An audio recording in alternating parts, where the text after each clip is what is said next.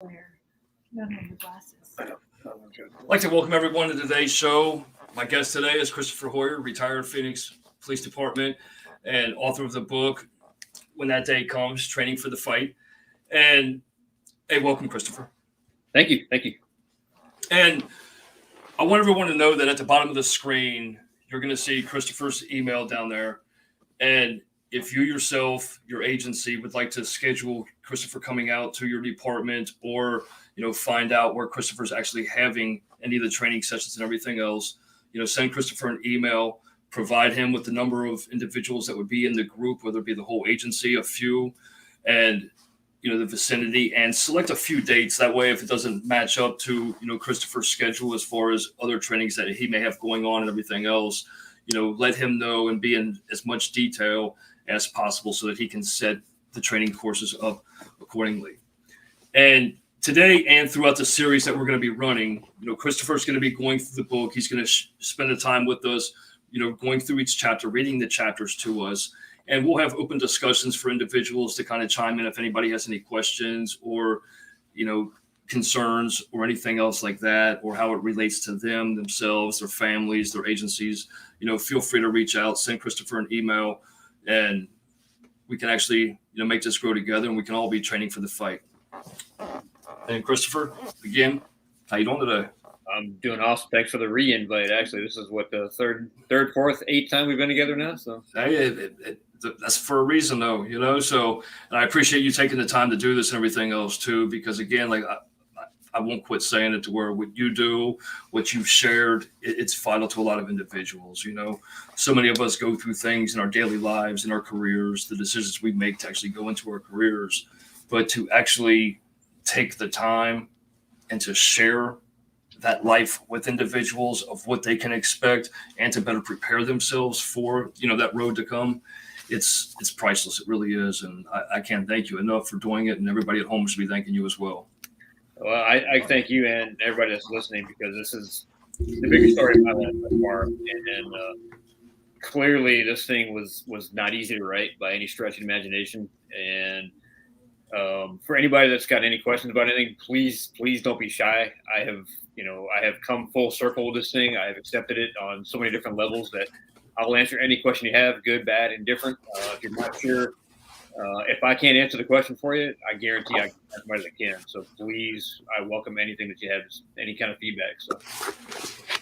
And then now, the one thing I do want to say is that one of the beauties of everything else too is how you commemorated the fact of, what kind of led into the proximate writing of the book and everything. I mean, your retirement, you stepping out and feeling that it was vital that others share, so that, officers as themselves, agencies as a whole, individuals out there with partners can actually bring this in full circle to understand the importance of, we always say, hey, I have your six, but, how much in depth are we on their mindsets going in? Because the way that I'm trained, the way that you're trained, the way that other officers are trained, we have to be more in tune with each other and things like that as well too. And that's the beauty of the book as well too. And the way that, you encapsulated, David Glasser, 8144, it's beautiful. It really is. And I mean, it's a blessing to where, it's when we lose individuals in our lives, the things that we do, that's still them living with us. It's still them living in other individuals. And, and I know Dave would be, very, very, very proud that you made the decision that you did, and you acknowledging him and keeping him at heart as far as, making other individuals ready to where, we won't have to have another David Glasser 8144, so. Yeah, I'm hoping for the same. And taking a step further than that, I got a really good buddy that's still working, and he says that, all day long we'll ask for backup on the street. But why don't we ask for backup when we're in our personal lives? And I think that's so profound that, so few of us actually do. And you said I got your six. Well, that doesn't just mean on the street. That means at home, any other capacity that we may be involved with as well. So I say just never turn your back on your partners, whatever that is. So. And one of the things too, because I want to bring Chris Gregorio back on with us as well, because we kind of ended our our broadcast that day with talking about, hey, let's go ahead and talk about the family of law enforcement agencies as well too, because you got to figure our family has our six no matter what, and there's a little bit more of a crucial piece because of the fact that they're not really in the know as we're out there, on the streets and everything else, handling what we do every day. But, we also have to have our family six as well. And in that acknowledgement, making sure that they're safe in the things that we do each day, making sure that we don't bring things home, which, your book covered that beautifully as well. So, again, I appreciate you being here today. I appreciate you taking the time to share with, the individuals out there today that, we do want to make it to where everyone is really prepared for that fight. So, well, I'll tell you again, man, it's my honor. And for anybody that's on the fence line about either joining the law enforcement community or staying on board, I'll tell you, man, there was a lot of hard times, but it was absolutely worth it, man. I mean, the tough times, they tested me from, the word go all the way down to my worst times ever. But I came out the other side because I always just wanted to be okay. And now I'm living the best life I've ever had, and it was worth all the stuff I had to go through, even the bad stuff, like I said. So awesome. Yeah, then, so now, when you're reading your book, if you could please, kind of sort of the acknowledgments, because the acknowledgments, it describes, as you just stated right there, the importance of the individuals in our lives that kind of like led up to what it is, and being thankful for those around us and things like that as well too. Okay, absolutely. I'll try to pause in between sentences here and there. If you have a question, please stop. You know how I am. I'm totally open about everything. So if there's a question that comes up that, if you've got the scroll thing going on down there and somebody has a question they want answered right away, just let me know, stop me, because usually I just don't stop. So yeah. Oh, I got to go through because of me sharing this live video into groups. They have to, so any viewers that do want to comment on this, because of you actually seeing the link through a group, you're going to see a link that you have to StreamYard access to your profile. So that way, when you're making comments and you're asking Chris a question, it's directed towards you and it's actually able to show up on the screen, because, I guess it's by default, it's actually blocked. So you have to allow StreamYard to actually have access to your profile so that they can, stream your questions or comments onto the screen as well too.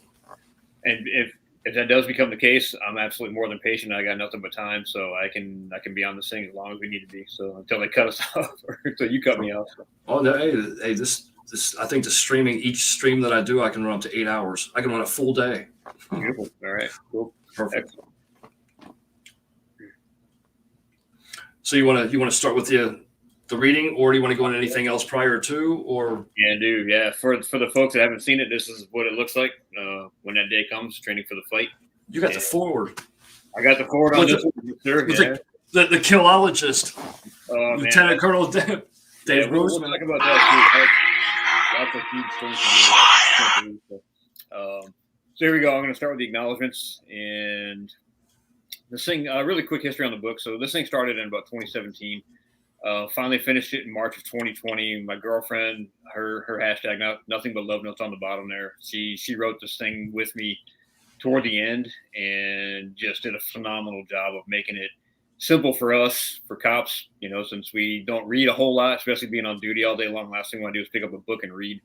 But this thing, even at the end, when I was sick of reading the chapters over and over, when I started going back and reading it, I'm like, oh my God, she makes it so much better to understand and to follow through. So, got to throw her a little plug as well. So, all right. I have her hashtag at the bottom, by the way, rolling across. You do?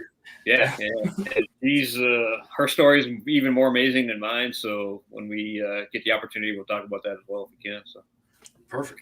Always. All right. So without further ado, so the acknowledgments.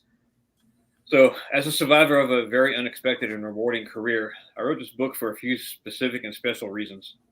Firstly, I want to honor the memory of all fallen law enforcement officers, but one in particular. Secondly, I hope to pass on what 20 years on the street has taught me and share with you what I believe it takes to survive a career mentally, physically, and emotionally in the field of law enforcement and beyond. I would be remiss not to include all those who put their lives on the line for our country and our community. those everyday sheepdogs, including our fine military and fire rescue personnel who never run from the bullies or the bullets, but rather she wrote this thing with me toward the end, and all the law enforcement officers, but one in particular. Secondly, I hope to pass. Oh, get some feedback there. We good? I turned it off. I was putting I had to put the comment into our feed so that individuals had that StreamYard access. I'm sorry about that. No worries. I'm hearing myself. I'm kind of freaking out. So back to our fine military and fire personnel who never run from the bullies or the bullets, but rather run toward the fire and the fray to protect the flock. This book is written for David's mom, dad, and very generous squad mates, as well as the good people of the community he laid down his life for. It was also written for those who help the frontline warriors survive day to day with their voices, their ears, and their arms. You know who you are. Thank you. Continue on. It would be impossible for me to thank everyone who has helped me throughout my life and my career, but again, you know who you are, and I thank you. The event that changed my life and the lives of so many others is maybe the epicenter of this book. When that day came for me, it brought with it a gunfight of epic proportion with every conceivable scenario, emotion, and life-altering outcome. It was so much worse than I could have ever imagined. Having said that, I chose the title of this book carefully on the premise that training for the unknown in any career is important and potentially life-changing. When that day came, my day, all the training and preparation was still not enough. That day was where my education truly began. Within these pages, you will read tales of my life as an officer on and off the street. Some are long, some are short. Some will leave you welled up with tears and others laughter. It is real life. Nothing in these pages is made up or fictionalized. This is the story of an average street cop doing a job that on some days seemed damn near impossible. So that's the beginning. That's the acknowledgement there. So, and then we'll jump into the prologue, the day it happened. 20 years and 64 days. That was long. Who's that young kid? Yeah, I know, right? I still look a little similar, but not, a little fatter, a little older, a little grayer, but, still got that fire in me. So that's experience. So among my peers, I was labeled the resident ship magnet in 3 separate precincts. I was not reaching for that goal, but over time, it became a badge of honor of sorts, one that I took pride in. I would hold many badges throughout my career in law enforcement. As a street cop, I was honored to do so. This is me, Christopher Matthew Hoyer, otherwise known as Ship Magnet. This term is used in enforcement and in dispatch settings. It generally means that things are rolling along smoothly until a certain cop arrives on scene. Bad shit happens when this asshole is on duty. Most ship magnets are not only aware they're preconditioned to attract problems for their department or shift, but are quite proud of it. And that was me, man. Pretty much every day I'd be starting something out there. So I got a lot of attention on the street. Some folks were entertained, if not amused, by my incredible luck. Others are waiting for me to screw up. I may have pandered to both audiences, but overall, I made a habit out of doing the job right. At the end of the day, I was great at catching, but not so much at cleaning.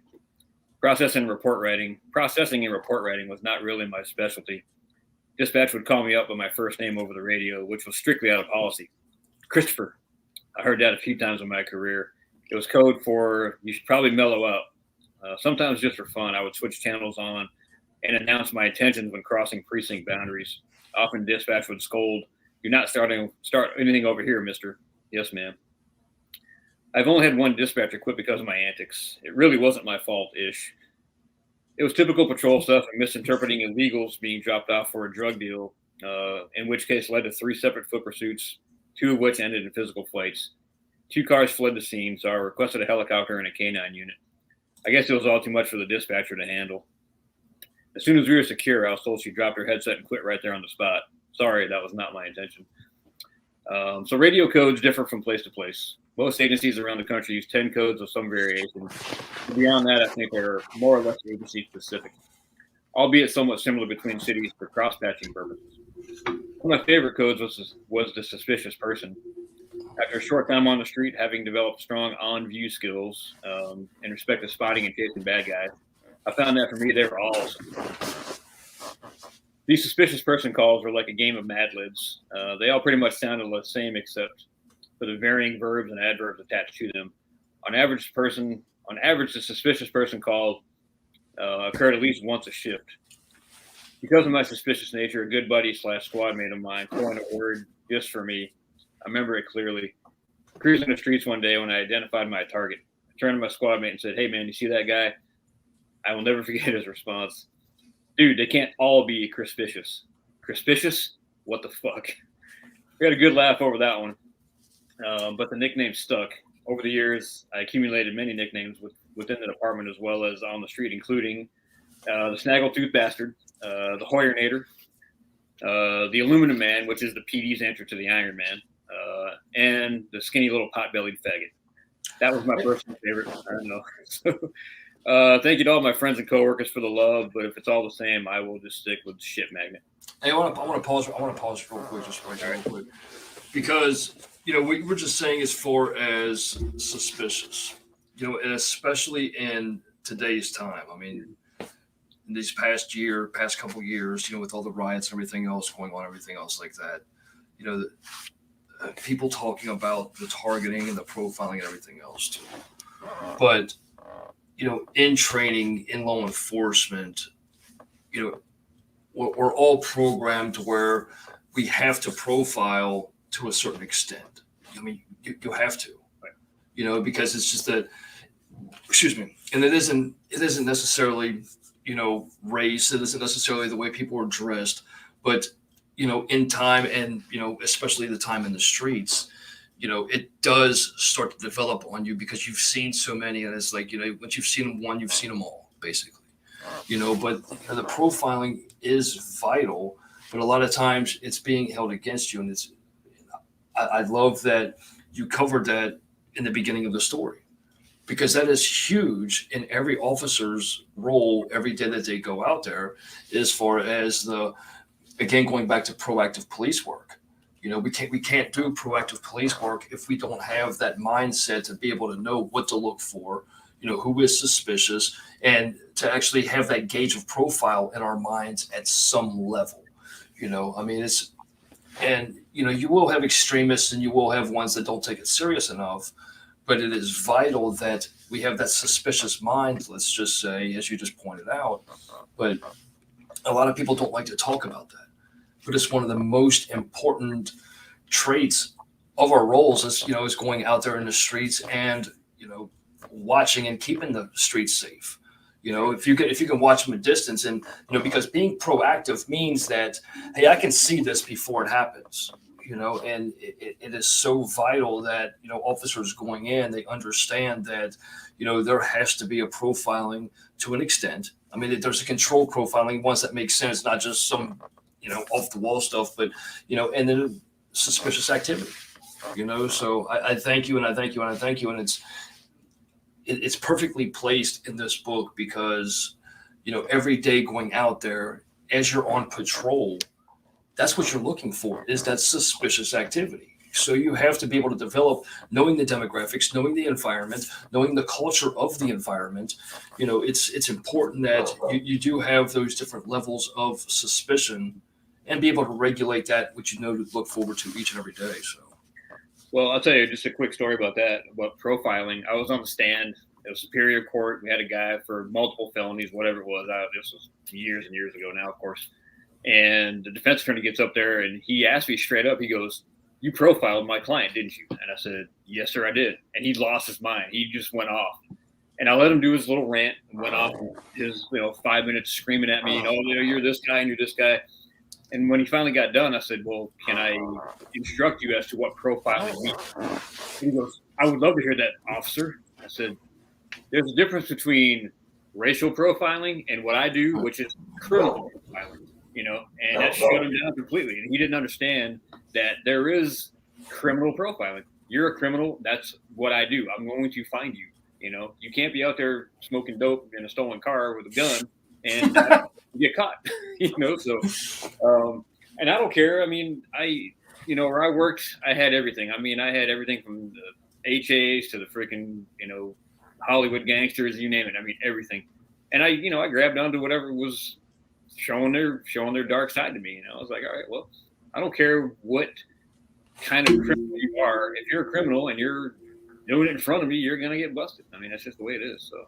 You see, and like I was telling you and Chris, in our first broadcast about, my bachelor's in behavior analysis and everything else too, to where it is vital to be able to sit there and just you can see mannerisms, especially when you deal with, drug addicts, alcoholics, and things like that as well too, to where, their mannerisms are, they're walking with one hand in a pocket and are just like fast paced. It's like, well, they got that hand in that pocket, hold on to it. They don't want to lose what they got. But there's certain things like that as well too, or just, seeing somebody just looking around, looking like they're lost, or, that they're up to no good, or that they're casing a place and things like that too, and being able to, know what really is going on and everything else too. So. Yeah. Absolutely. Cool. All right, should I continue? Oh, of course, yes, sir. All right. No, I mean, I'm good either way, man. If we want to keep talking, or I can read either one, man. So.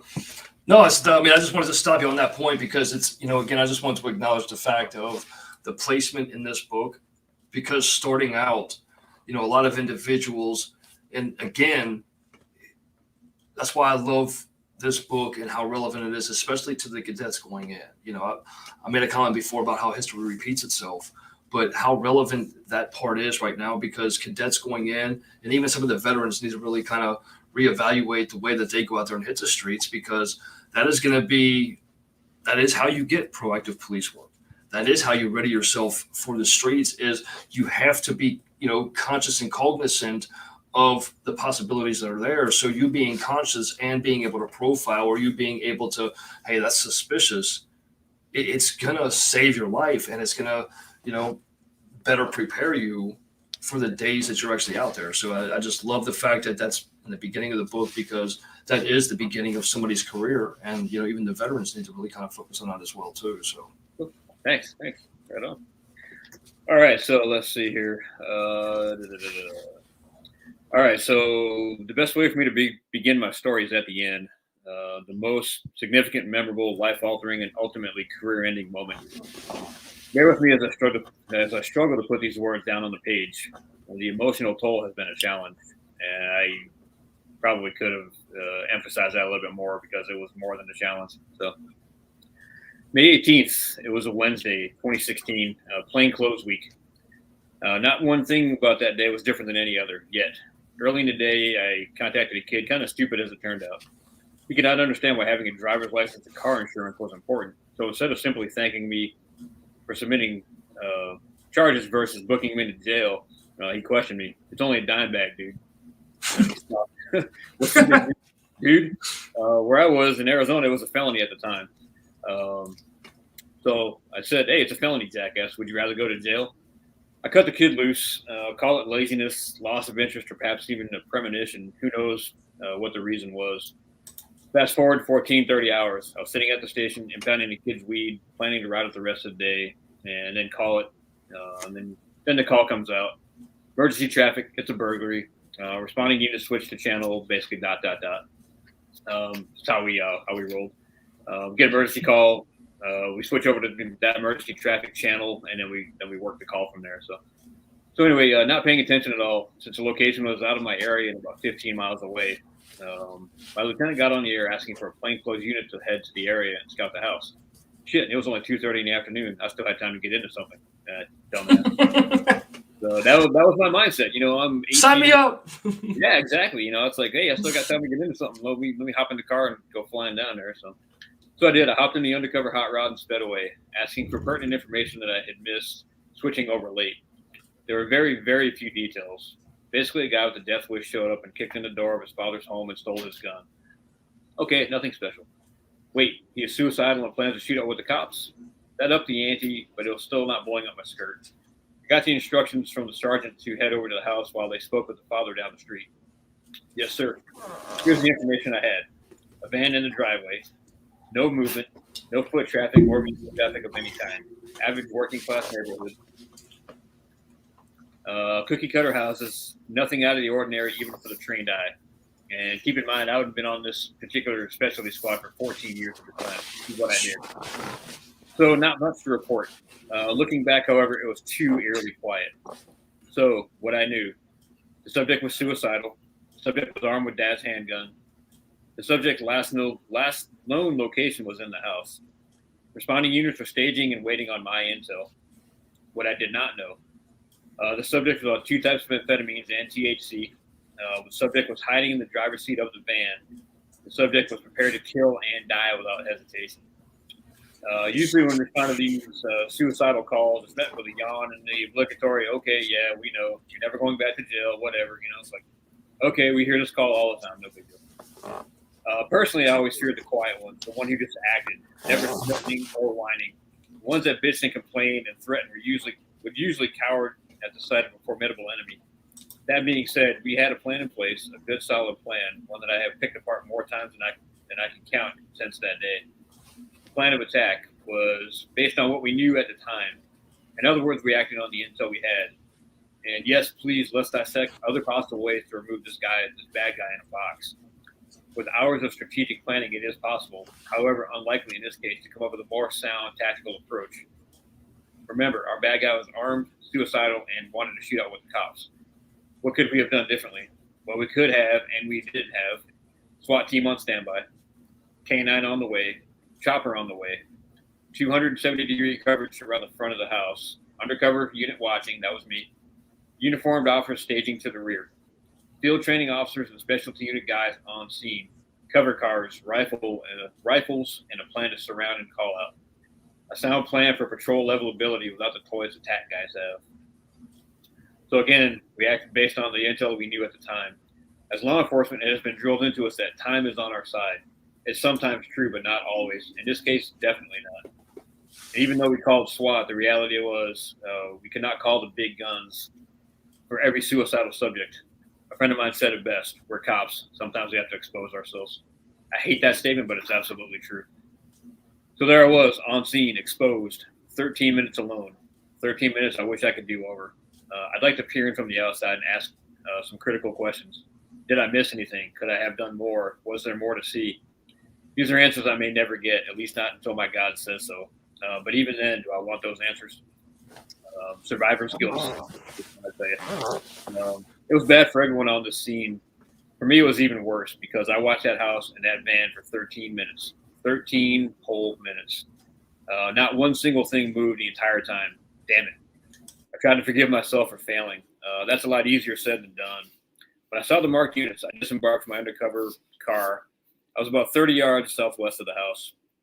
I was geared up, ballistic vest, outer carrier, fully loaded down, Glock 21, 45 caliber pistol, 4 spare mags, 2 extra AR-15 mags within reach, rifle, Colt AR-15, 69-20 with 28 rounds, Glock 30 in the small of my back, Kevlar helmet, and gloves. Physically, I was battle ready to rock and roll. Mentally, I thought I was, but certain things screw up in these situations. Up to that point in my career, I had been involved in shooting situations. There were 3 in total, 2 bad guys and 1 dog. 2 bad guys categorized as shooting, and when the target turned, I raised and fired 2 or more rounds. Bad guy fell, and I waited for internal affairs on the pizzas. That's a shooting. It's a vast difference from a gunfight. Yeah, you think? Again, as a street cop, I had been hardwired for a shooting, having previously eliminated my threat 3 times, defeating my enemies. I was ready for this battle, not once considering what would happen if it did not work in my favor. Marked cars were heading my way. 1 car blocked the street to the north. 2 more cars passed as I moved into position in the street. 2 more cars stopped short of the house, and as fate would have it, Officer David Glasser was at the head of the conga line. It was his Tahoe that blocked the van in the driveway. It was a sound tactic. The question for me weeks and even months later was, what would have happened if we hadn't blocked in that van in question? The suspect drives off, a rolling gun battle ensues, ergo a pursuit with a known armed felon. The possibilities are endless. It was a good tactic, unplanned perhaps, but as far as I'm concerned, it was necessary to block further escape. Parked behind the van, David exited the Tahoe. We didn't know at the time, but shithead, i.e. our suspect, was in the driver's seat of the van lying in wait. He must have had a plan of sorts. He made visual contact with the first officer he saw, David. 3 rounds were fired. David was hit twice. David went down. Gunfire erupted. All hell broke loose, and life as I knew it would never be the same. That's the end of chapter 1. Back to the prologue. Going back, I think it was here, right there, yeah, where you said where you did what you didn't know. I mean, it's one of the things that, and again, the title of the book, and one of the things as far as why I want to promote the training that you do provide for individuals, the training you do provide for agencies, and just the knowledge. And I mean, in a sense, it is foreknowledge, because, being in, this incident, despite how unfortunate, what you walked away with is something that, again, you can't learn in books. And, you and I have had this discussion before to where, even though somebody says something, it's like, yeah, right, it's not real life until it really happens, and, but, when we go in, regardless of like, and how you began the book, talking about the, suspicious or the profiling and everything else, we go in knowing certain things, when the call was made, whether it be 911, someone called dispatch or whatever the case may be, or, called out to the scene, you're given certain details. But or like you said, I mean, well, what don't I know? Do we know this guy's suicidal? Do we know, hey, it's going to be death by cop? Do we know there's so many things that aren't there? But, so that's the big question. Do you go into every situation thinking that, if you have minimal knowledge, do you automatically have to have that other, well, hey, this may be the case? And the answer is going to be yes 100% of the time. I don't care what anybody says, because it's that, and I know that, the way that you put that in there, you define how people really think about things mentally, because the emotional side of everything, of what, officers see on a day-to-day basis, seeing the dog get hit by the car, or, seeing someone get shot, that can actually have, it sounds stupid, it sounds unbelievable to viewers or anything else, but, a dog being hit and somebody being shot could be on that same level. It really could. Absolutely. So, I mean, how do we, prepare? And that's why I want you to be the voice for, a lot of the cadets, veterans, supervisors alike, because it's regardless of how much training we have, the believability of everything is really the hurdle, is the roadblock that lies in a lot of people's way, because it's we watch TV and, oh, that's not real life, but it is real life in an instance, so now, like, now knowing what you've seen that day going in, and I know you have those questions in the book, well, hey, look, now that these, questions are endless, if I would have done this, if I would have done that, how much more different, I mean, because reading the book, I mean, and you're very, very, very descriptive, a lot of individuals that go in, it's how much of the environment are you really paying attention to, to be able to make that ultimate decision. And I mean,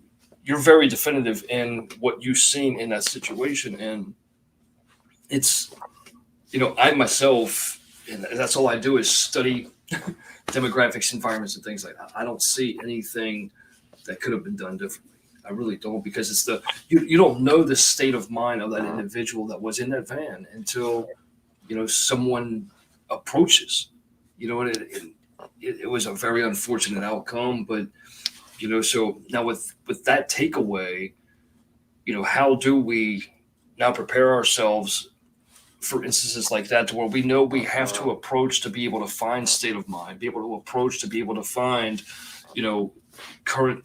the real life of the current situation.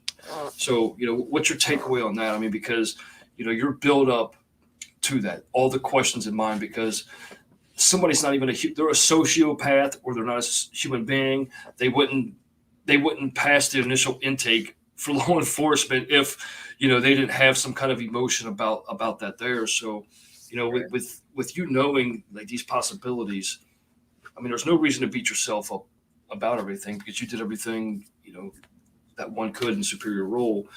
But, going out now, when you train individuals or you speak to individuals about what you've been exposed to, would your mindset have changed? I don't want to ask you to sound like a stupid question, because I mean, we'd all change things different, but, knowing now, like going in, what happened? Was there anything now that you can look at it? Because I mean, you point everything out in the book. There's different questions that, could have came to mind. Are there certain things that, now you having that experience, that being provided to, the cadets going in, or even the veterans, or even the supervisors and things like that, that, we can really take that one extra precaution that is going to benefit, save the lives of ourselves, our, fellow officers, and of course the civilians. Right. Well, obviously, could I change the outcome? If I can change the outcome, absolutely, all day long. The three major factors between that whole thing, I'm, not to get too much into the story yet, but that 4.5-second gunfight where I had to take a life without less than an officer, and I came as close as I've ever come to dying. All three of those on separate levels screwed me up all kinds of different ways. So obviously, if I could change the outcome, 100%, no questions asked. Now, two sides to the question that I have to cover both sides of this. Would I change anything about how I did what I did? Looking back on it, and believe me when I tell you, I've dissected this tactical plan every conceivable way, and I think you already hit it on the head. There's really not much more I could have done. My former boss, he pointed out, he goes, well, let's say you did know the guy was in the van. What are you going to do? Is that going to change David's tactic? Probably not. We're still going to block the guy in. But again, how long do we have? We know that this guy's suicidal. We know he's armed. We know he wants to shoot out with the cops. But we can't let the guy roll out of the driveway and start opening fire as he's driving down the street in a neighborhood. So, and again, since we had SWAT on standby, they weren't coming. You're pretty much on your own. It's like, well, you don't really have many options here, so we've got to do what we got to do. So would I change how I approach that? Probably not. Now, giving credit to not my boss, but the boss that was running the scene, Joe, did a phenomenal job of bringing the dad off of the other side, bringing the scout in to look at the place, surrounding the house, having FTOs and specialty guys in a certain spot, these kinds of things. We had the thing locked down the way we were supposed to, exactly. And again, not getting too much into the story, but if you look at the other side of the fence with the spirituality side of things, there's nothing we were going to do to stop that from happening that day. And that was Dave's day, regardless if he was going to be killed in a gunfight or he was going to get killed in a car accident on the way home. If it's your time, it's your time. Absolutely. And when we start getting more into the story, you guys will hear more about that, and that's going to become very, very emotional. Hopefully I can make it through that. Somebody did ask me a very, very profound question about 2 years after this thing happened that I hadn't even thought about. They said, picture yourself with a year on the street and this same gunfight happens. How would you have responded emotionally then? And man, I tell you what, it hit me like a ton of bricks. It's like, I don't know. I really don't know the answer to that question, but I can tell you now, looking back on it, that it was probably going to be easier then with a year on. And I kind of was in that situation. I got my first shooting with my first year on, second shooting with 2 years on, but it wasn't the dynamic that we were in with this one. So, lightning, thunder. So I didn't jump. That was my girlfriend. That was the shit magnet. All right, exactly. So, had I not had all of the emotional baggage that I was carrying in my 18th year when David was killed, I probably would have recovered a lot faster and probably been able to process through that scene easier, because I probably would have had guys of my age and wisdom, then, if that makes sense. I would have had those 18-year guys coming to me going, hey, man, you know what, it's okay. You're all right, and this kind of stuff, and I would have probably been a little bit better off. But because I was that 18-year guy and the senior guy out there with the most experience, everybody's looking to me, and I was a freaking disaster. I'm like, yeah, I need the help now. I'm the one that's falling apart at the seams here. So that was a huge question, and that's the question a lot of guys need to ask themselves. Hey, man, where am I sitting right now in my career? Am I at that point where I need to start really taking a step back and processing through my life and my career and my emotions, or am I? And I'm going to say it because I think you're kind of leading toward this in the beginning of your first question was, as officers, we all have that curiosity of what does it feel like, to get into a gunfight and or to take a life, and if you don't have that question burning in the back of your mind, and it doesn't have to be because you want to go out and kill somebody, that's got nothing to do with it whatsoever, but can you survive it? And like I talk about, mentally, physically, emotionally, and spiritually. Can you survive it? You know, And that's vital as well too, because in our last broadcast, might have been the one before that. Well, we touched on our last broadcast too, but when you were talking about the individual, your buddy, when you were coming back from when you went out to Arizona, and you guys were out there, and how he said that, I know that I'm never going to draw my firearm. right? And it's like, well, and then you take individuals like that, because I really do want to have a show specifically on the emotional side of things, because it does play a major factor in that next incident. And we all know there's always going to be that next incident. And that emotional side of it is critical in what we do every day that we go out there, every day that, it's, if that emotional side is just building up and building up and building up, like you just said, if that didn't happen, like you being that 18-year guy, to where,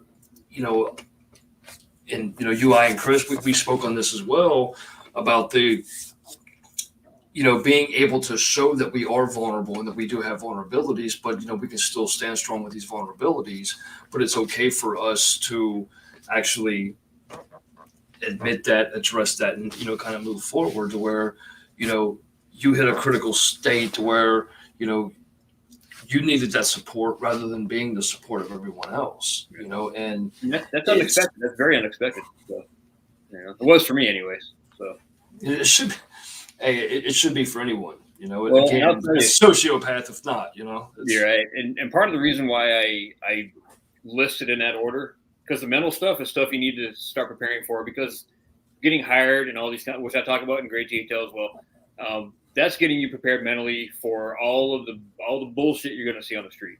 Now, obviously, physically, we're going to be in shape. We're going to be, running, doing our training and all this sit-ups and all that kind of crazy stuff. So that's really kind of the easy part. That's the preparation for the beginning of your career, getting hired on, going through FCO and the academy and all these things.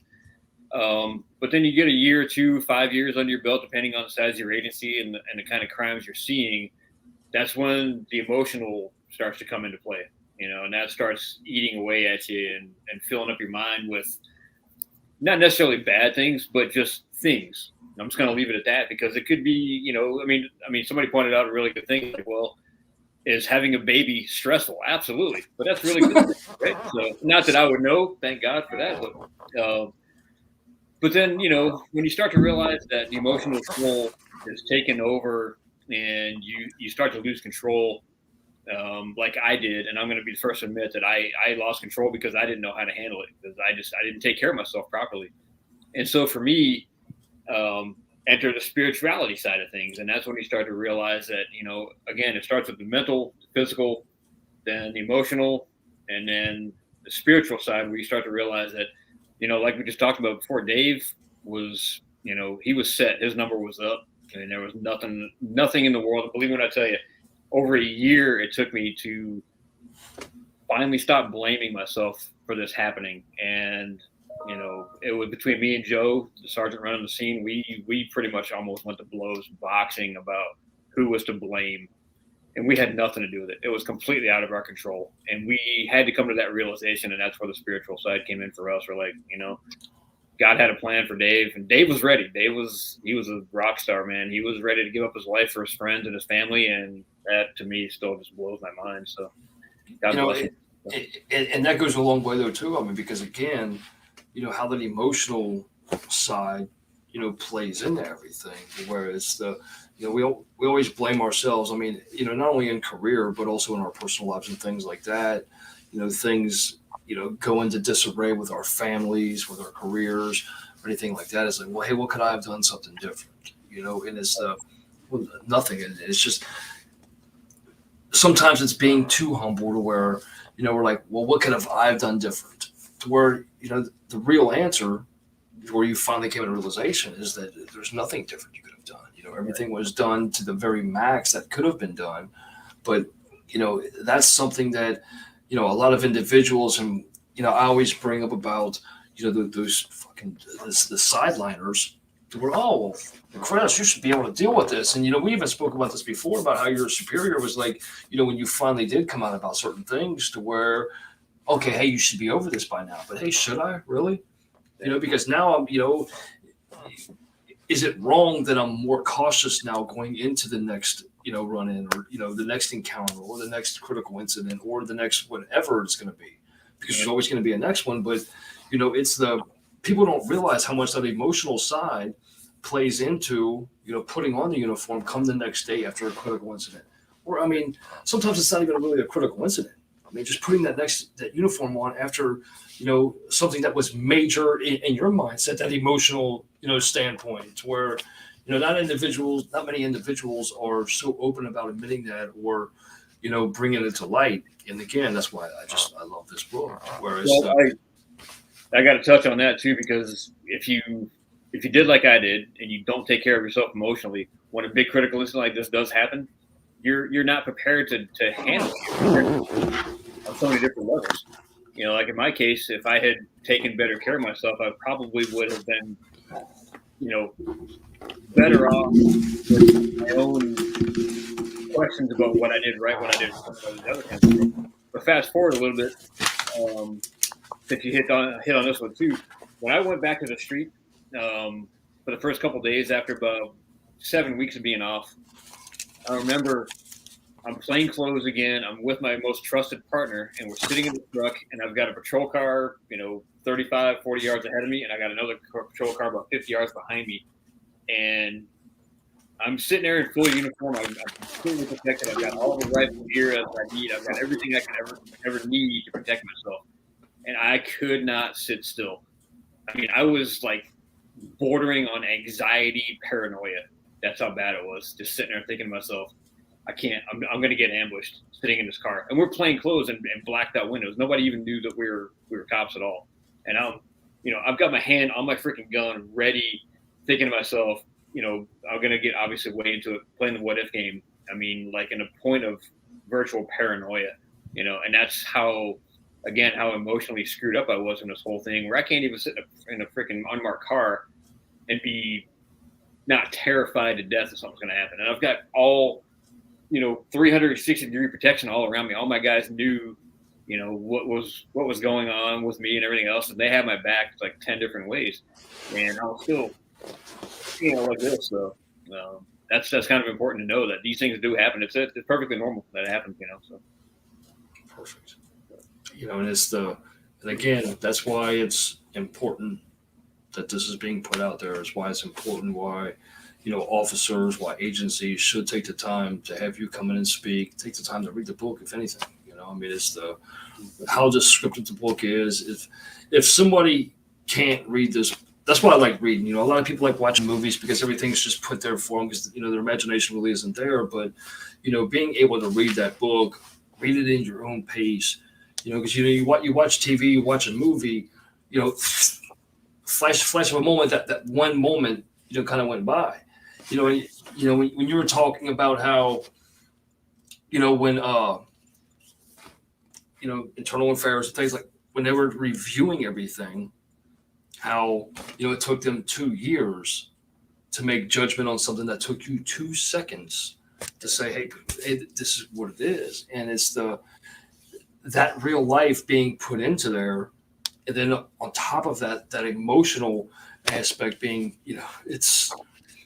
Well, I mean, for me, it was, we'll get into it again, like I said, further on down the pages, but it was literally an emotional roller coaster for me of all the good, I'm not going to touch on it too much, but all the good triggers that pushed me forward, and equally as many bad triggers that pushed me backwards, and it wasn't necessarily a critical incident, which was part of it. That was a huge thing that did happen.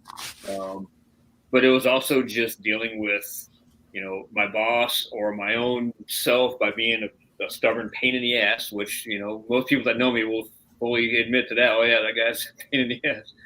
But that was me doing what we do oftentimes, even a year after, I'm walking around, I'm like, yeah, man, I'm good. I'm finally off my ledge. I'm good to go. And I've got no other issues going on. And then next thing you know, your best friend loses his dog in a deployment on the street. How in the hell do you ever plan for that shit, And that's, dude, I tanked, just flat out tanked, And that's one of those things where I don't care how right you are. I wasn't there. I wasn't part of that whole scene with the dog situation, but I heard about it. And on the way back, I'm like violently crying again for like the 30th time, and it was horrible. It was just like the worst thing ever. And it took me a long time to recover from that one. It's like, that's one of those things where you can't possibly prepare for that because that's not something you're going to be expected to have to deal with. And then how many of your past, because I think, would you have three critical incidents before this one, or it doesn't matter. So many, but it does matter. But so how many of those critical incidents, kind of like we were just talking about it readies us for the next one, and we play it in the mind, kind of how you were just freezing up in the unmarked car. But, how many of those past critical incidents, played in your mind during, this last incident? It wasn't until after. And when I say after, I mean probably several months, because just dealing with, like I talked about that 4.5 seconds, just dealing with that alone was, it was kind of like this. And then once I started to release and started to speak a little bit and actually do some writing, then it kind of it branched out. And then I started recognizing that, February 2016 was a really bad thing. And then March, and then May, of course, with Dave. And there were a few other little inconsistencies in there as well that just kind of kept pushing me. And then when I finally started to realize that it wasn't just Dave that pushed me over the edge, it was everything else. Then I started to kind of take it back and started to realize that, man, all this time when I wasn't taking care of myself, that's where I failed. That's where I failed myself and my family and my friends and my squad mates. And because I was a borderline arrogant, because I thought I was good to go, stubborn freaking pain in the ass, and I was not accepting the help and accepting the people saying, hey man, we think you need to talk to somebody. No, bullshit. Yeah, you do.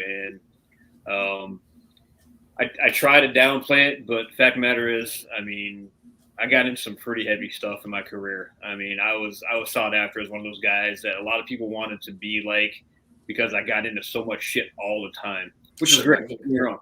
Exactly. And it was a blast. And people were, a lot of guys wanted to ride with me because they couldn't believe it. Like, dude, how do you always get into so much good stuff? I'm like, well, 80% or 90% of the shit I have blows up in my face, but that 10% pays off really good, But because of that, I was really popular. But even with all my greatness, which I deny, because I just wanted to work. That was my whole thing. But even as great as people thought that I was, I still fell flat on my face. I fucking just got knocked over so many different ways. And again, I'm harping on this really bad, but because I did not take care of myself when I needed to the most was because I was being stupid. I was being arrogant. And because of those reasons, again, I lost almost 2 years of my life over being over emotional about stuff, and it wasn't really my fault then. After the fact, it wasn't my fault. I did what I had to do to take care of myself. But I was at the lowest point I've ever been at my entire life, between that next 2 years. And I think I touched on this in the last show we did, where the day Dave was killed was the day that I checked out from law enforcement. I retired 2 years later, and that's when I figured it out. How can you go from being a rock star cop on the street chasing bad guys for 18 years to not even figuring out that you're so screwed up that you shouldn't be here? That's just, it's reality. It's just the way it is. Well, it was one of the things that we touched on too, like when we had Chris Gregorio on here with us as well too, to where it's the, knowing when to step out. But, it's what you did with your stepping out though, that's what kind of sets the bar though. There's individuals that say, hey, you know what, enough is enough. I'm out of here. But then there's guys that know that, hey, enough is enough in this current situation. I want to take what made it enough is enough and make it to where, the next individuals coming in or the next individuals that, are active can progressively move forward to where it's not enough, to where, hey, I am now prepared. I can now accept this because, and again, because we can't touch on it enough in regard to the emotional side of everything. to where, hey, if we can mentally prepare ourselves to where, hey, these emotional roller coasters that we're going to take, throughout our career, there are ways of dealing with that as long as, we, talk to somebody, talk to the dog. Yeah. but I mean, releasing that and, knowing it's okay to actually talk to, fellow officers, talk to family. And, I know we spoke a lot on this as well, too, to where sometimes that, we don't really talk to family about the things that we go through, but that's really our stronghold. Those are the individuals we really need to share with what we go through, and become that, to work beyond that. And sometimes we hold back on speaking to our superiors. We hold back on addressing it to fellow officers, and kind of like what you said, to where in that moment, to where you're that 18-year guy and you're supposed to be the stronghold, but it's the, hey, now I need somebody to actually be my stronghold. I need somebody to turn to as well too. So it's the, finding that balance. And if you keep that balance on it every day, and again, they're preparing for the fight, when the day comes, because, we have to look at it to where every day that we go out there is that day. We know that when we put our uniform on, we put the badge on and things like that, and we step out the door, we know that, hey, today could be that day. So knowing that, as long as we, clear that emotional roller coaster that, plays in our mind every day, and we have our fellow officers we can speak to, we have family that we can actually address certain things. I mean, we don't want to really kind of spill everything on them, but it's the, and what you provide to individuals, and being so graphic about everything, and admitting the vulnerabilities and how it affected you, and that is what's going to prepare the next individuals. Because it's just like with anything else. A lot of individuals, like, one of my downslips my whole life was the fact that I was a bottler. I just stored in that bottle until one day it just explodes, and nobody really wants to have that in their lives. So taking heed to the words that you put on there, being able to expose and express the fact that even being fucking 18 years in, you had that moment, Right. and by taking heed to what you're saying, and taking heed to the instruction you're given, taking heed to the fact that, hey, look, guys, don't fucking just store this shit in there, talk to people, better prepare yourself. It's the, again, you took that stepping out and you prepared it to where, Chris, your fucking career is just beginning. Seriously. I mean, it's the, Right.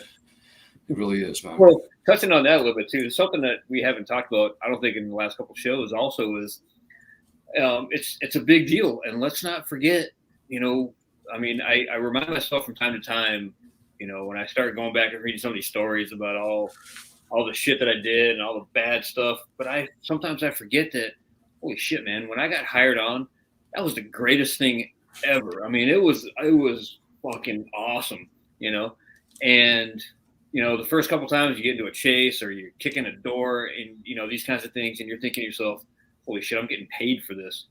And sometimes people play video games for this shit. I'm getting paid to do it. I mean, and for me, of course, being in the Wild West, I mean, I joke about it, carrying a gun, driving as fast as I want, and getting paid to beat people up, so to speak, which isn't true. That's not entirely what it was, but bad guys need it sometimes. Ish, yeah.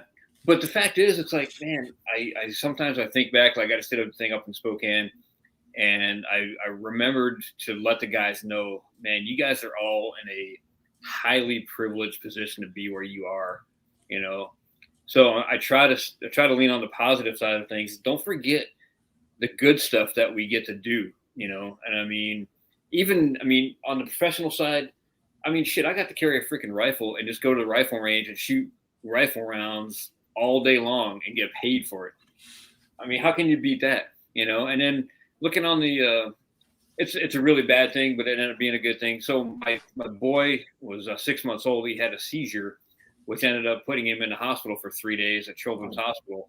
And because of the insurance that I had through the city, thank God, my copay was like $400. And then I got the bill in the mail that the city came out of pocket for, $96,000, And so these things that we sometimes forget about, and I had, now living in San Diego, of course, I've got an apartment that's about this big, but whatever, that's another story. But at the time when I was in Arizona, I had the house on the acre, 4,000 square foot house, and all these things that, I was afforded through the city, right? Because the city I mean, yeah, I work my ass off. Don't get me wrong. I mean, a lot of overtime, a lot of off-duty shifts, these kinds of things. But the city ultimately paid for all the stuff, my toy hauler, my motorcycles, and the trips to, the beach and all this kind of stuff. These are things that we sometimes take for granted. It's like, man, you know what? You've got a beautiful home to come home to. You can take vacations. You've got money in the bank more often than not, and these are the positives that we need to reflect on and not be like I was and focus on all the bad shit that's going on. Oh, my boss is pissing me off today, or, my freaking wife's being stupid, or, you know what? Who gives a fuck? Move forward and remember why you're alive and enjoy your life. I mean, holy shit, because with Dave, he was extinguished in a second. His life was over, and we choose to put on that badge and that vest and that gun.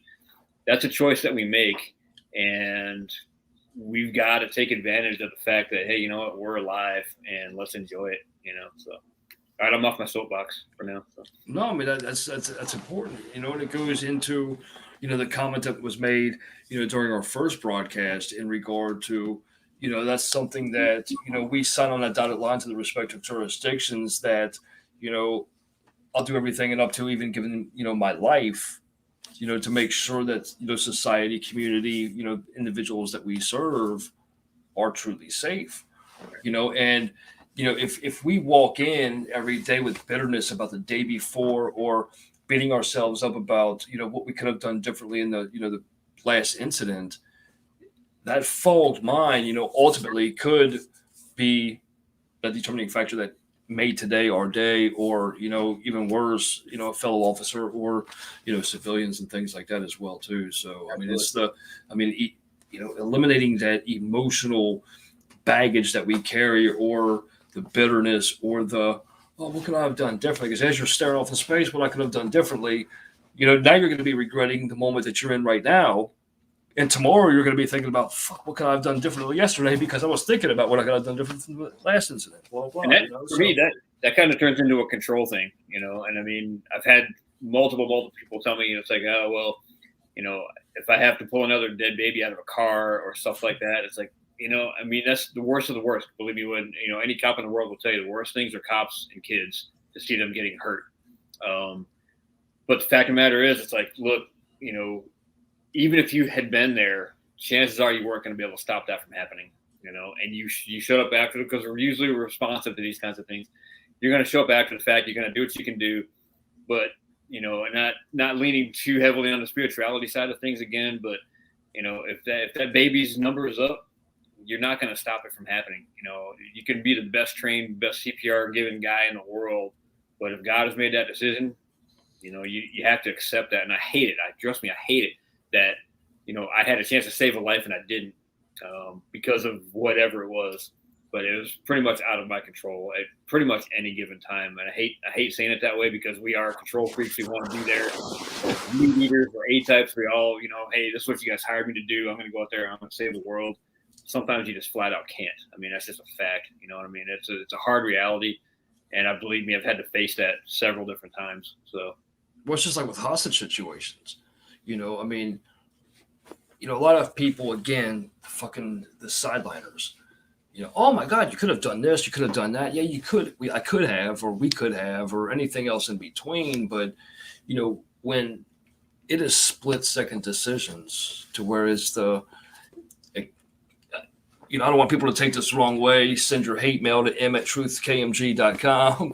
But it's that greater good, to where it's is the sacrifice of one, because that's where it becomes a blessing, in essence. And I don't want to say that to where it's how could you look at a fucking kid dying or somebody else dying as a blessing? But in reality, it's almost like a sacrifice, again, going to the spiritual side of things, to where a lot of times that, sometimes good people, even involuntarily, we make, or, we're given as a sacrifice for the safety, the betterment of the larger, and it's the being able to, and that's something that, a lot of people say that you can train for, but, as your book points out and your book walks individuals through, it is something that we can mentally prepare ourselves for, on being able to look at again, going back to the very beginning of your book, talking about the suspicious activity, the profiling and things like that, knowing the exact situation where, hey, you know what, if this one sacrifice isn't made, how bad is this going to go? How fast is this going to escalate? How fast is this going to just turn around to where, hey, this one sacrifice is going to be 20 sacrifices or, worse, so. Right. And if you have the opportunity, I mean, this with Dave Glasser was the worst of the worst. I mean, it couldn't have gotten any worse for me personally, professionally, and whatever else. And so I could do what a lot of us do and just dwell on it and be pissed off and blame God and blame myself and blame everybody in the whole freaking world about what happened. Or I could, for, lack of a better term, take it on the road, if you will, and be that vehicle, as my former boss called me. He goes, he always calls me Christopher when I'm in trouble. He goes, you are now the witness to history. You're the vehicle to send Dave's message out to the world, and he goes, you've got a couple of choices. You can be pissed off and dwell on it, or you can do what you're doing and make something good out of a tragedy, and that's what I try to do all the time. It's like, look, my girlfriend and I were just up in Spokane. We got out at the hotel. We walked around for less than 5 minutes, and we were in this just epic area. And the first thing that I thought of, and this isn't something I do on a regular basis by any means, so I'm not trying to solicit this whole idea about this whole thing, but the first thing I thought of was, my God, if Dave hadn't given up his life for me and for his friends, I wouldn't be standing here in this most beautiful part of the country, and passing on his message, and those kinds of feelings hit me, and semi-regularly, but not all the time. And so I had a nice warm feeling come over me going, man, and I just basically did what I always do when that happens. I'm like, I just thank Dave. I'm like, you know what, dude?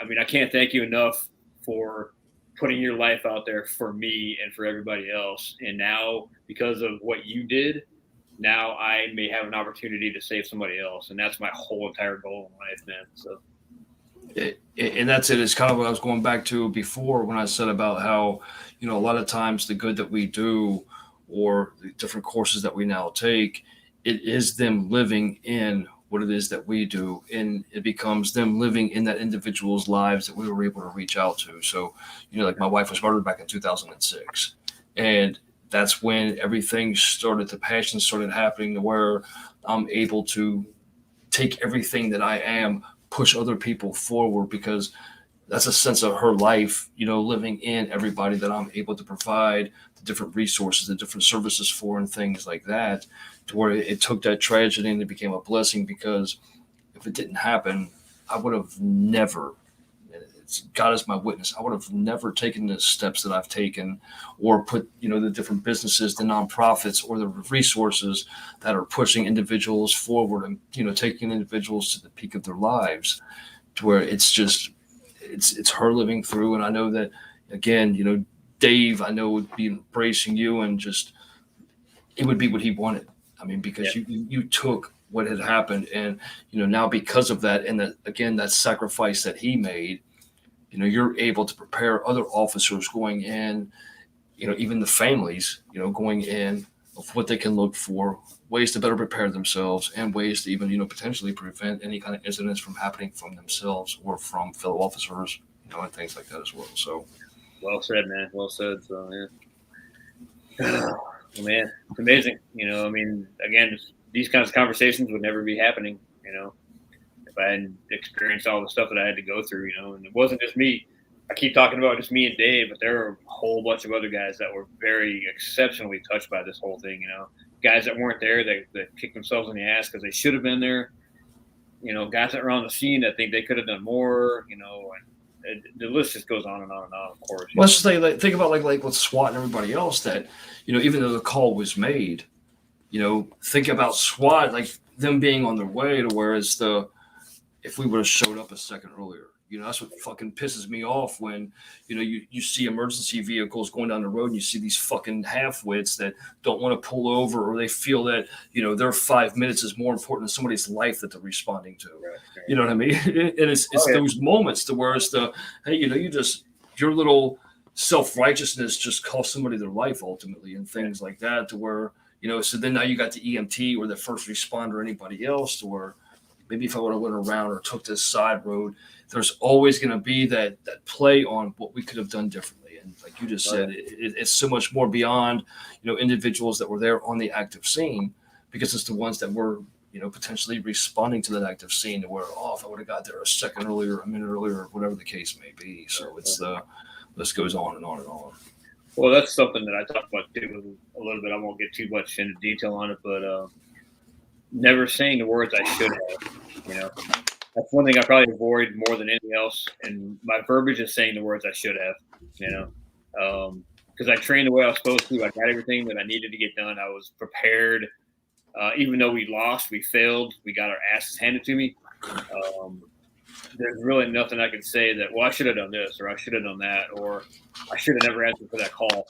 Because, that's you can't live that way, because you got to look back with regret.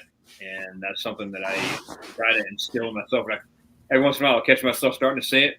Even tonight during our chat, I caught myself and I'm like, nope, redirect, go another direction with this whole thing, because that's just not what I am anymore. So. Yeah, and then ultimately, and a positive to think about as well too is that think about the response time after that happened to Dave, though. We beat ourselves up that, well, hey, look, is there something that I could have done that would have prevented that happening to Dave ultimately? But the most important factor to think about is, hey, if we didn't respond the way that I did, after that happened, how much more severe would it have been? How many more lives would have been lost? So you have to commend yourself for being able to regroup as fast as you did, as fast as they did, to actually, control the situation from getting a lot worse than what it did. Because think of how many more lives could have been lost other than just Dave's. So. And there's a lot of other details I left out of the book, but there are a couple that line up that he wasn't supposed to be driving that day. He wasn't supposed to be marked. The way he got out of the car, the round that struck his door, all these things. There's just absolutely no denying when you look back on it that he was. There are too many factors that just led him down that path. And there's just no denying it. And I believe me when I tell you, I tried to fight it. I'm like, no, that's bullshit. No. And then when I finally came to the realization that, there's nothing I was going to be able to do to stop this from happening, and that was a real tough pill to swallow, really, really tough. Because, I, on some small level still to this day, 5.5 years later, I still blame myself for a few different little things here and there. But again, it was out of my control. And I hate it. I hate it being a first responder, being a meat eater, A-type personality. I hate that I've got to relinquish that to God, and it's like, oh, all right, I'm going to do it because I know that's the truth, but it's really hard. So, and another thing too is that, is it another factor, and you kind of covered as well too, but was he called in, or was it hey, I'm going to go in here? And again, that's where the word sacrifice is truly on that level, right. To where, was somebody forced in to make a moment? Because is that really a sacrifice? You were thrown in there. Whereas I'm going in here, that's a sacrifice. Where, hey, you know what? Somebody's going to have to do it. I'm going to go up here, and it's. I gotta share a really quick story with you. A buddy of mine, he's special forces in Afghanistan. Long story short, this guy he's American hero beyond anything I could ever even imagine. But they're getting ready to do an entry on a door, and one of his guys basically took his spot. He was the leader. This other guy took his spot, and he got blown up in the door. He stepped on an IED coming through the door. And dude, this story is unbelievable. It's like the worst of the worst, and it just gets worse and worse. But that was just one part of the story. And that was one portion where he blamed himself over and over and over again. And I asked him the very question. I said, look, man, I go, if it came down to a wrestling match over who was going to get to go to that door first, do you think he would have backed down? He goes, no, dude, we would have gone to blows to get to that door first. Well, you know what? Exactly what you just said, man. That was his sacrifice for him to own. He knew what he was doing. He knew the risk. He took the chance on it. And, God bless him, man, for doing that. And that's the exact same thing with Dave Glasser. Dave didn't have to take that spot in that conga line where he ended up. He didn't have to respond to that call at all. He could have gone 10-8 and gone freaking lunch or whatever he wanted to do. But he knew the risk. He knew what he was potentially getting himself into. And probably very much like me, he's like at the very beginning of his shift versus the very beginning or very ending of my shift. He's like, cool, it's 2:30. Let's get into something, man. At the beginning, and bam, there they go, him and his partner. Rest of the day will just be paperwork. Yeah. So, I mean, and God bless him for making that decision that, hey, I'm not going to, just like I talked about, I'm not going to run from the bullies or the bullets. I'm going to go down there. I'm going to kick some ass, and it just, unfortunately, 10 different ways that we lost, but look where we are now with everything going on, with Dave and what his mom has done. And they've got a whole network of different kinds of things, just like you're doing under Dave's name. And it's just unbelievable, so. Awesome. Yeah. And kind of in that book that you and I were talking about before, we actually started the broadcast with Sebastian Junger in the book War, where it goes into the psychology of everything else too, to where, soldiers, law enforcement, going in to where when it does come into the gunfights, let's just say, or whatever, where, we as human beings, we don't perceive death as being relevant to us.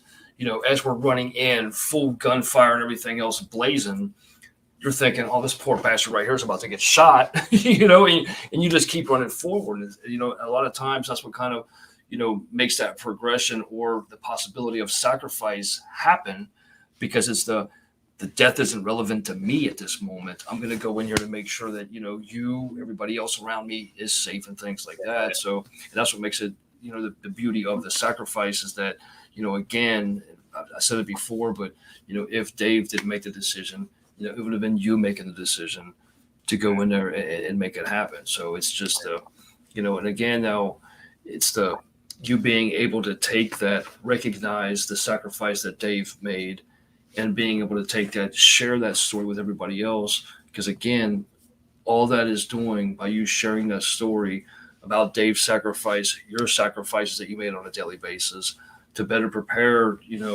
law enforcement cadets going into individuals that are, deciding if they want to go into law enforcement or not. Like today, recruits and cadets actually joining the force, it's at a very, very, very, very, very, it's low. It isn't what it used to be. So, us finding, the right qualified individuals to go in there, because you have to have a passion about it. It isn't just about a career. I mean, it takes a very special individual to say, hey, you know what, I'm going to choose the career of law enforcement, let alone military and things like that as well, too.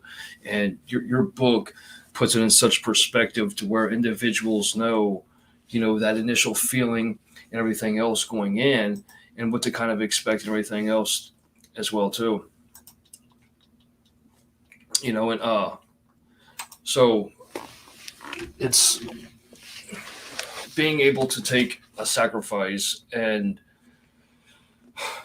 what you do with that, it's let's just say the Bible, for example. I mean, I don't want people, I can't believe you just compared this book to the Bible. Oh my God, you're a fucking devil.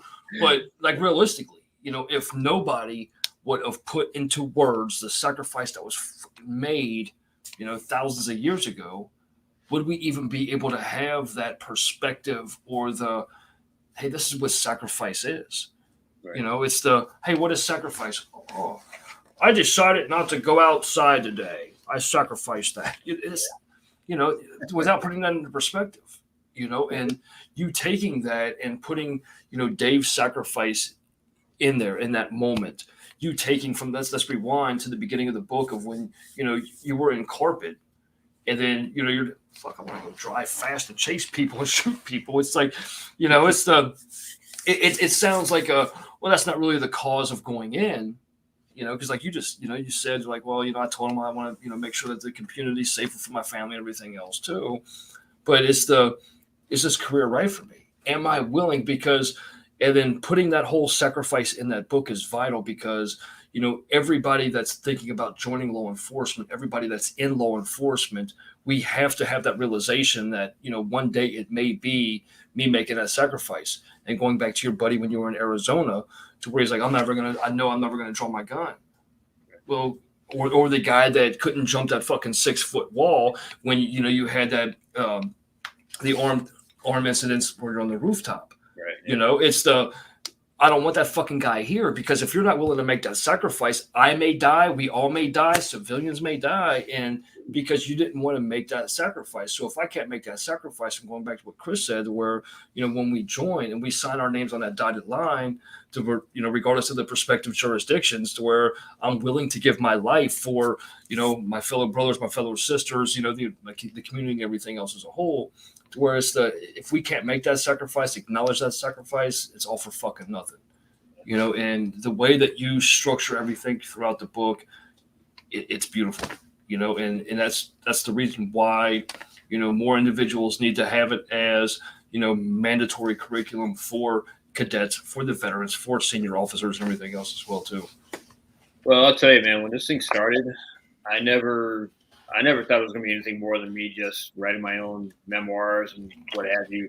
And of course, we all start off the same way. Oh, yeah, you need to write a story of everything you did, that particular, or something you did for one particular day, whatever it is, which I never did. I don't think anybody ever does, And then when this thing started to turn into something special, when Natalie came on board, and now, talking to guys like you and listening to her and going back and reading some of the stories, I kind of joke about it on some level. Like, man, I actually do almost sound like I know what I'm talking about, But to get such endorsements from some really heavy hitters like yourself, it's like, man, maybe this thing is something more than I ever planned it to be. So now my goal is, my dream, I should say, is, I just did it. I just said it should have words. So my dream is, I want it to be, the next On Combat, to where it's required reading, and for no other reason, to be honest with you, be perfectly straight up, is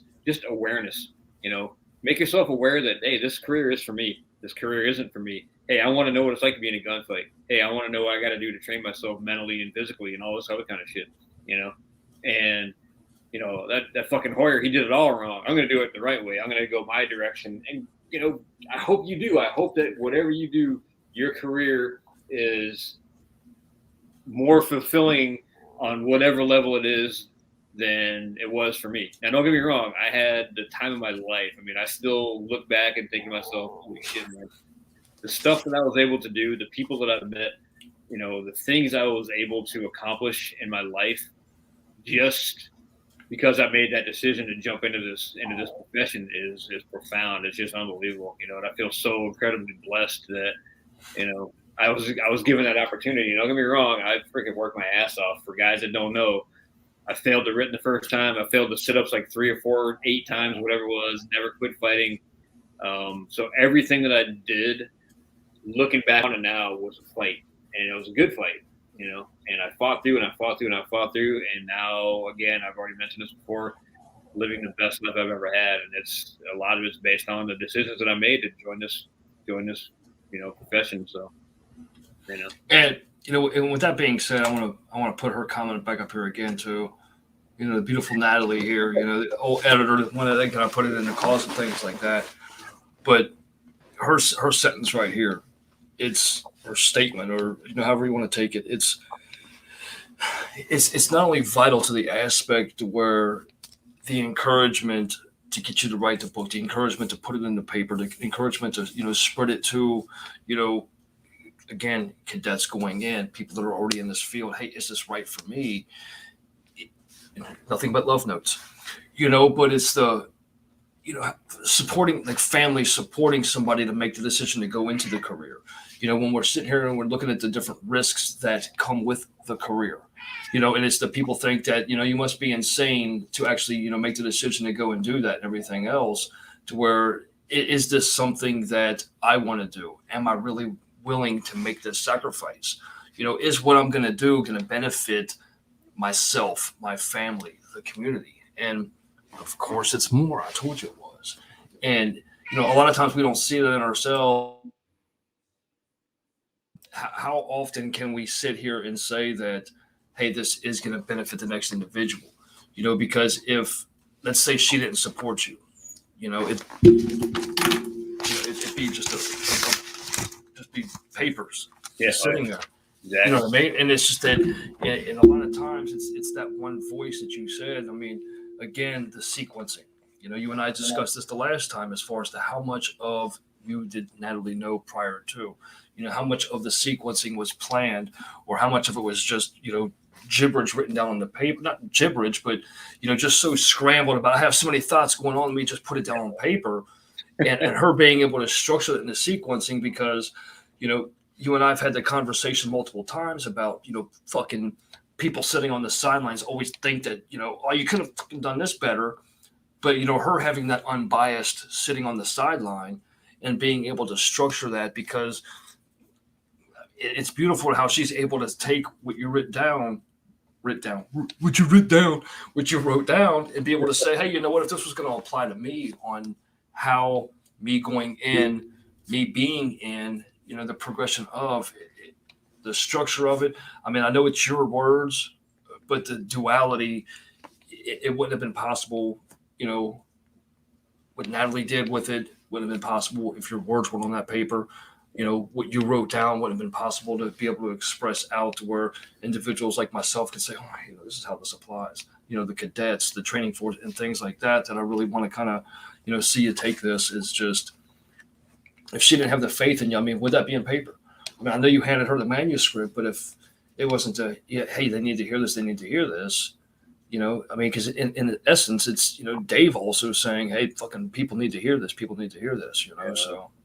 Well, I'll tell you exactly. I mean, as much as we joke about it, I mean, that's another huge God thing right there, because God put us together, and the way our lives were progressing in different directions, and then just, we got brought together at the absolute most opportune time.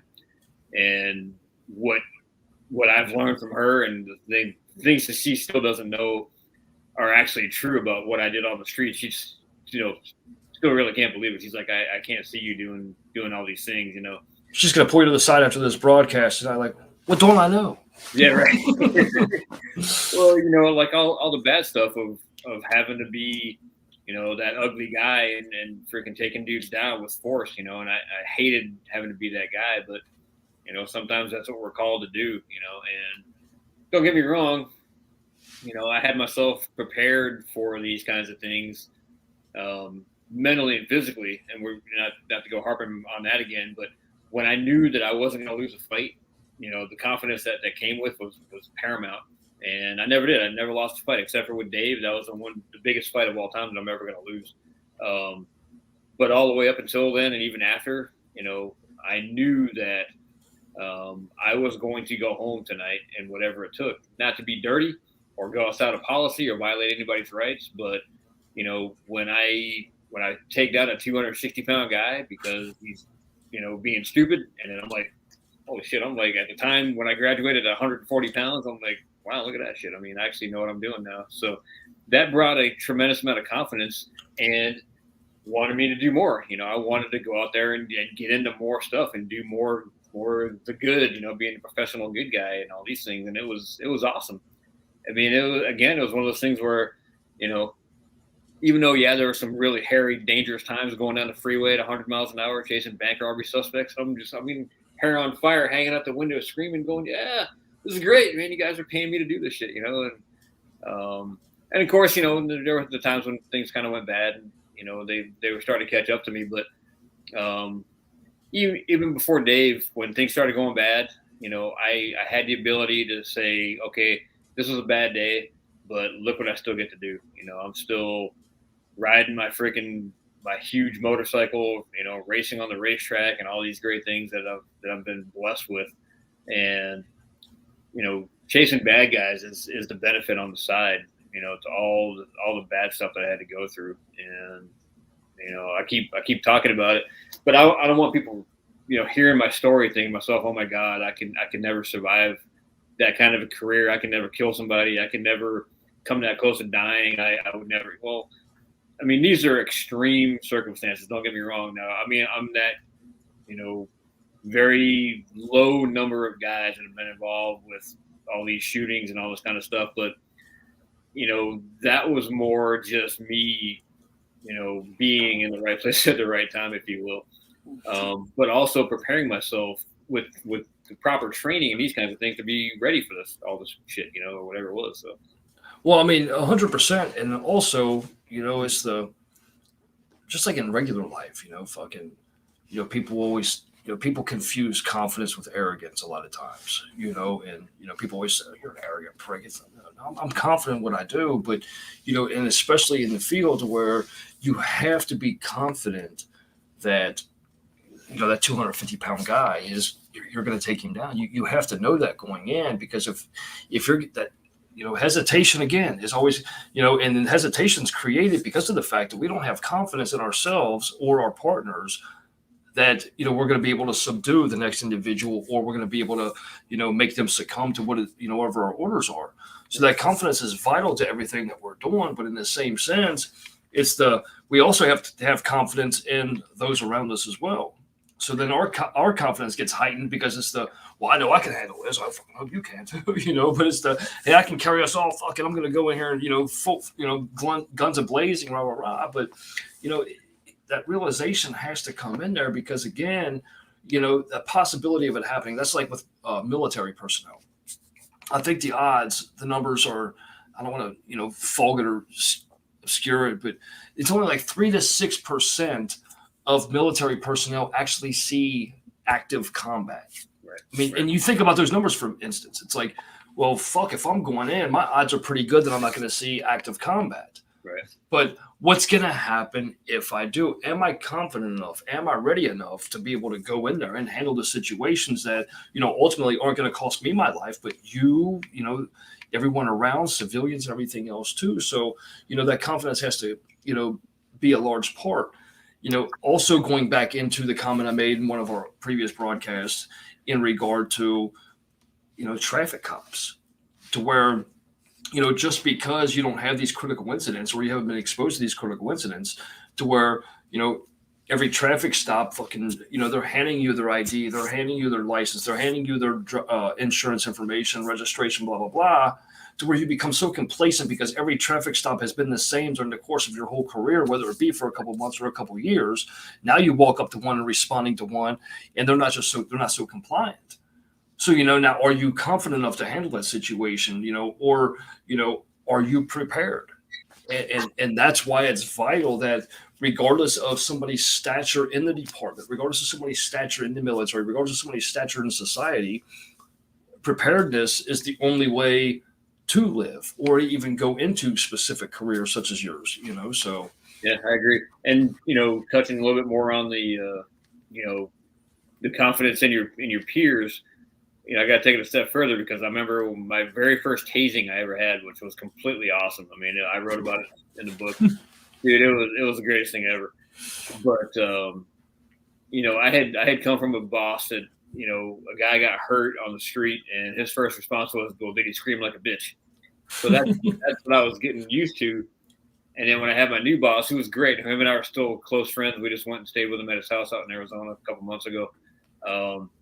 When I tased this guy, the guy, I was by myself. The guy was a wanted felon for a bunch of stuff. And I was, I hit the guy and he goes down and he starts to get back up. So what's my natural response? I hit him again. And when I said that, my boss flipped out and he started quoting policy and all. And I was like, oh, man. So I started getting really apprehensive about, wanting to go hands-on with guys because I thought he was going to try to jam me up for some stuff. And I finally got to the point where I had to take him aside and said, boss, look, I love you, but you're going to get me killed. You're flat. And he's like, what do you mean? I go, you're making me question my tactics on the street versus doing what I do. And I said, look, let me go do what I do. I guarantee you that I'll give you the numbers that you expect safely without causing any complaints and causing anybody to get hurt unnecessarily, all these kinds of things. But, if this is how it's going to be, one of us needs to leave, and that, I got to be honest, that took some courage for me to come to him and say that. But, when I did that, he started to realize and take a step back on, yeah, you know what, I don't really need to be that micromanager, because this is what you do. You got hired to do this shit. Go out there and take care of business. And I told him, you need to trust me. I know what I'm doing. Leave me alone. Let me go do my job. And when he let the reins go, I got back to where I was supposed to be. And I was terrified that I was going to make a bad decision because of him, and that is not a way to work. You cannot work that way, and that's what worked for me. That's another one of those things that I talk about in the book.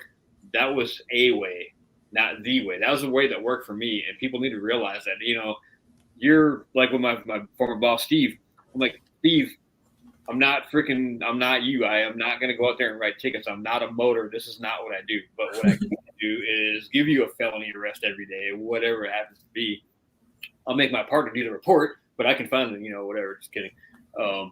But this is one of those things where you need to, well, I'm not going to say you need to. I would like for people to take what I have on board and then branch off to whatever it is for them particularly, you know what I mean? Because again, a lot of stuff that worked for me is probably a little bit antiquated now in today's society, because a lot of stuff I talk about is 5, 10, 15 years ago, whatever it is, 23 years ago now, which is unbelievable.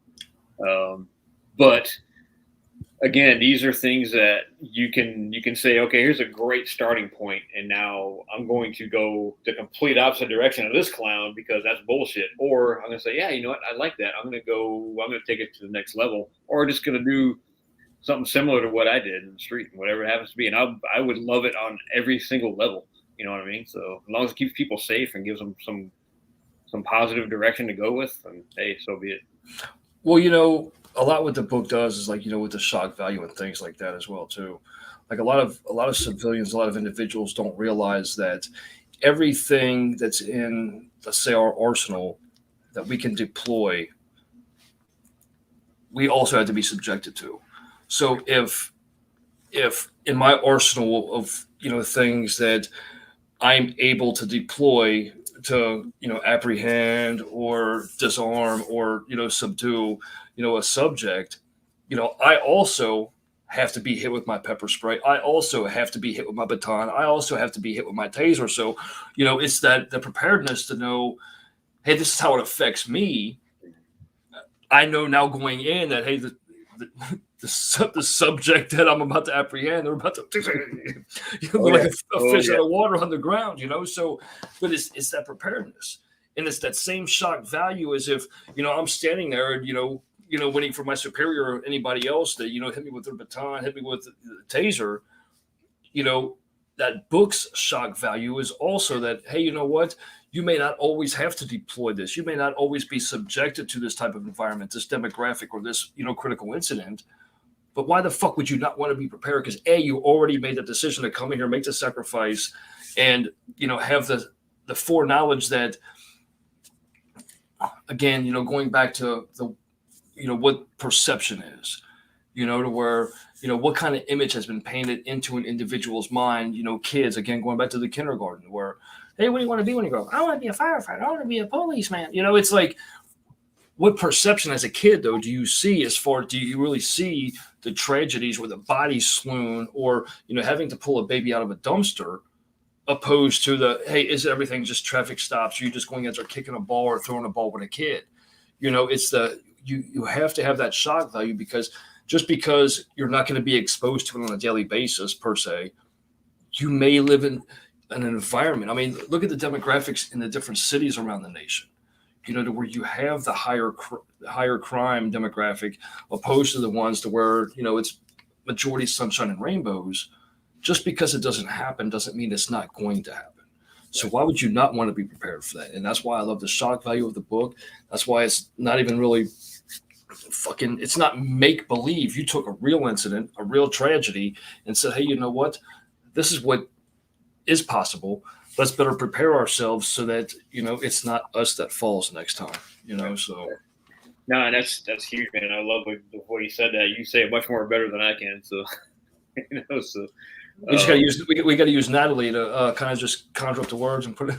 Well, she's the unicorn, man. She definitely, she made it magical, for me. I mean, when I was writing it, dude, I'm not kidding. I mean, most of the cops will laugh when I hear this because the whole thing when I was doing it was all in caps, and like 3 or 4 exclamation points and all this kind of stuff and all these really words that don't exist and shit like that. She's like, yeah, no, we need to fix all that. I'm like, no, but they'll understand. They'll grasp what I'm trying to say when I say it this way. She's like, yeah, but this isn't just for cops. It's for a lot of other people as well. I'm like, all right, well, you're the professional. I guess I'll bow to your grace here or whatever. It's like, well, people get aggravated at me all the time because like I always like when I type, the first letter of every word is caps. Yeah, kind of spaces it out because like I always think that it's like easier to read, and people get pissed off about it. So it's like, why do you have all the caps? That's supposed to be for, and then you get to the grammarly, that's not grammatically proper. That's only for like proper nouns and blah blah blah blah blah. I'm just like, oh shoot, Natalie, he's a self-admitted grammar Nazi. So believe me when I tell you, man, we're looking at billboards, and she's like, there should be a comma there, sweetheart. Let it go. I get it, But there was one thing that I did insist on, and I haven't even looked at it lately, but having the word officer, each one of those capitalized, and she's like, okay, but that's not really, and I'm like, I don't care if it's proper name or whatever it is, that's just how I kind of feel that, when, I read the story about Mark Atkinson, who was killed my second year on, when I started to realize the impact that I was having personally on the decision that I made was like, wow, this is more than just me wearing a badge and a gun. This is like a whole lifestyle / community. And I started to take a whole nother approach to being prideful that I was able to do this, man. It was unbelievable. So as far as I'm concerned, not that cops are in a higher plane than anybody else, but I kind of felt like that big officer needs to start with that. I need to look back in there to see if that actually is the case. I'm sure it probably is, but by the time this thing started getting toward the end, truth be told, I really wanted no part of it anymore. I was like, let's just get this thing done and just get it out there because I'm sick of reading it, man. I'm sick of kind of, having to go back and edit and change and add and reread the same stories over and over and over again. And this is, God bless her soul for having to do this because having to go through this thing over and over and over, for months and months and months and months on end. And I mean, it was unbelievable the amount of work she put into it. So I had a point here, but I think I lost track of where I was going. So. No, but it is, I mean, because it's the, sometimes we get lost in the moment, whether it be in real life, family life, careers and things like that, to where, we have so much to throw out there, sometimes, it takes, that other party, that other individual to actually say, hey, this is what we can say what you're trying to say, short it down a little bit. Like I get long-winded a lot of times too, so it's hey, we can say that whole paragraph with, 5 words. It's like, let's just go ahead and, put it right there. So it is important too. And, the emphasis too, because, the beauty of what she does, it isn't just, trying to look at it to where, hey, this is the message that you're trying to convey, but also looking at it, it's two-sided to where, hey, I can see what you're trying to say, but me as a listener, this is how, I can hear it and actually put that onto a broader scale as far as the receiving side, the crowd, basically, as far as how they're going to be able to receive that and, actually have that perception of what you're really trying to say rather than, somebody read one of my just long-winded paragraphs and be like, okay, well, we get lost in what we're actually trying to say rather than just hey, this is what it is. Oh, okay. Because it's just a shorthand. Let's just say, Well, I love that you use the word listener because I got to throw the plug in there. The book's actually out on audio as well now. So if people don't want to read it and don't want to have it in their hands, like so many guys don't want to do, I realize that I'm a reader. I love to just hold it in my hands, this kind of stuff. But there's so many guys that, we have not talked to. Like, dude, I drive an hour and a half to work and I listen to it, on the way to work, on the way home or whatever. And what beauty part about that, of course, as well, is you can stop it and pause it anytime or go back and be like, hey, you know what, at 1 hour and 33 minutes, that was my favorite part. I'm going to go back and listen to that a couple more times, and I just love that part as well. And we got so lucky with that too.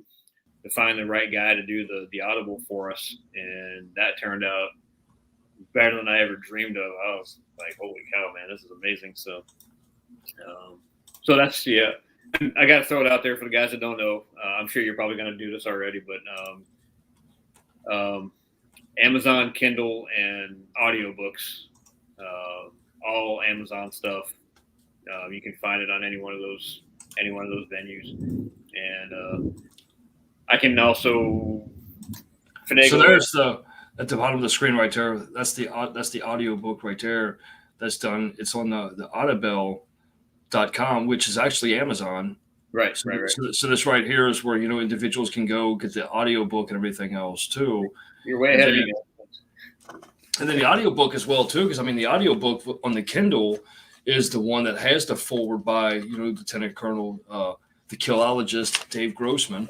Yeah. So and that really is huge. I mean, I love how humble you are about the book itself and everything else too. But having the backing of the killologist,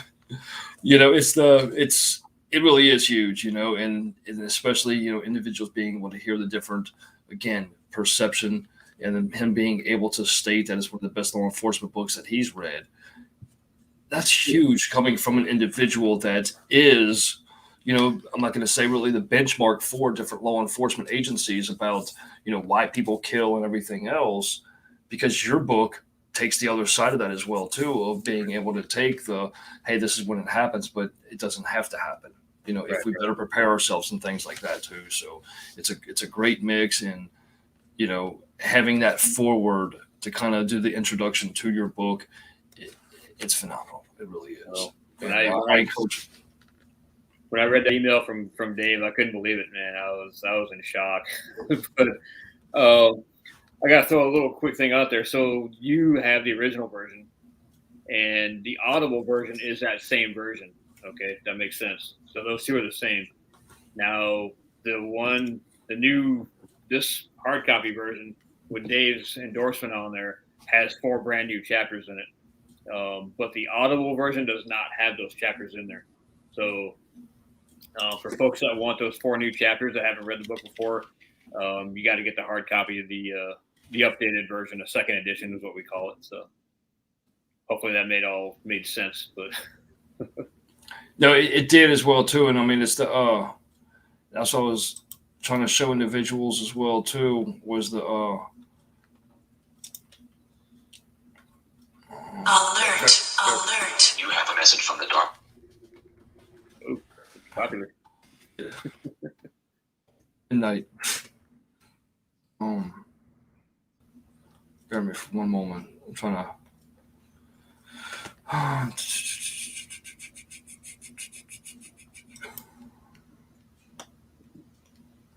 Not that one.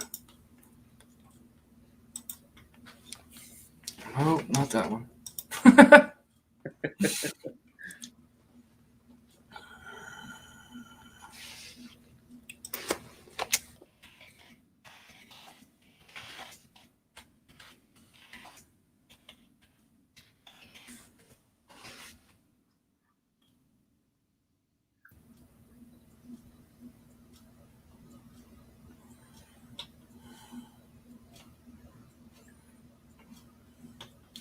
And it's great. And that's why I like to provide the direct links, because it's so hard for individuals to actually find the specific one if you just try to search it and do a Google search and everything else. It's so hard for them to actually pull the one that's relevant to. Yeah, for folks that don't know, I mean, they'll pretty much look the same unless you're looking for the finer details on it, so.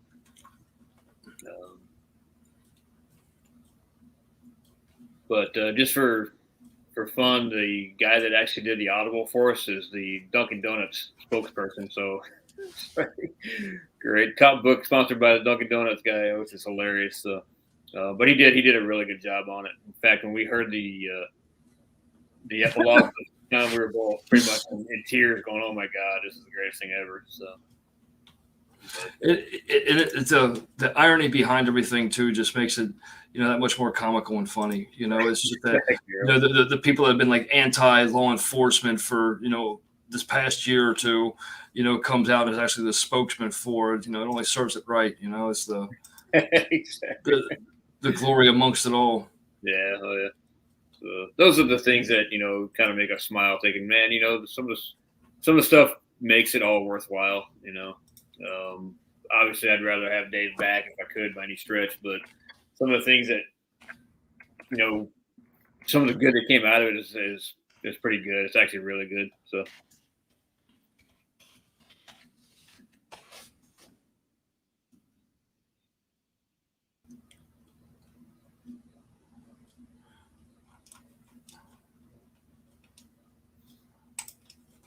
Because I have I have the different links.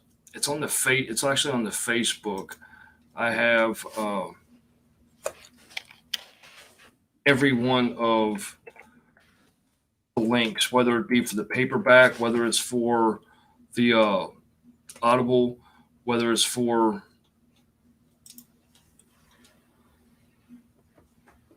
right there it is. Let me do it like this.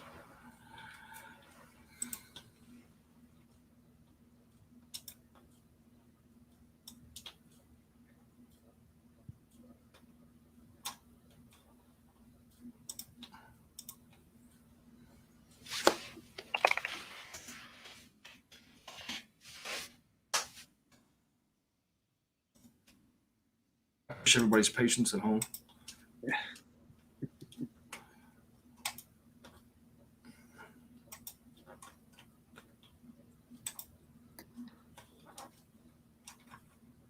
So this is the one right here. So this is just a screenshot of everything else, but it actually has, if individuals, pull up the actual Facebook post that I made, it actually has the forward by Dave Grossman. So that's how they can actually go to the Amazon.com when the day comes, the DP/B09BG8Z81J.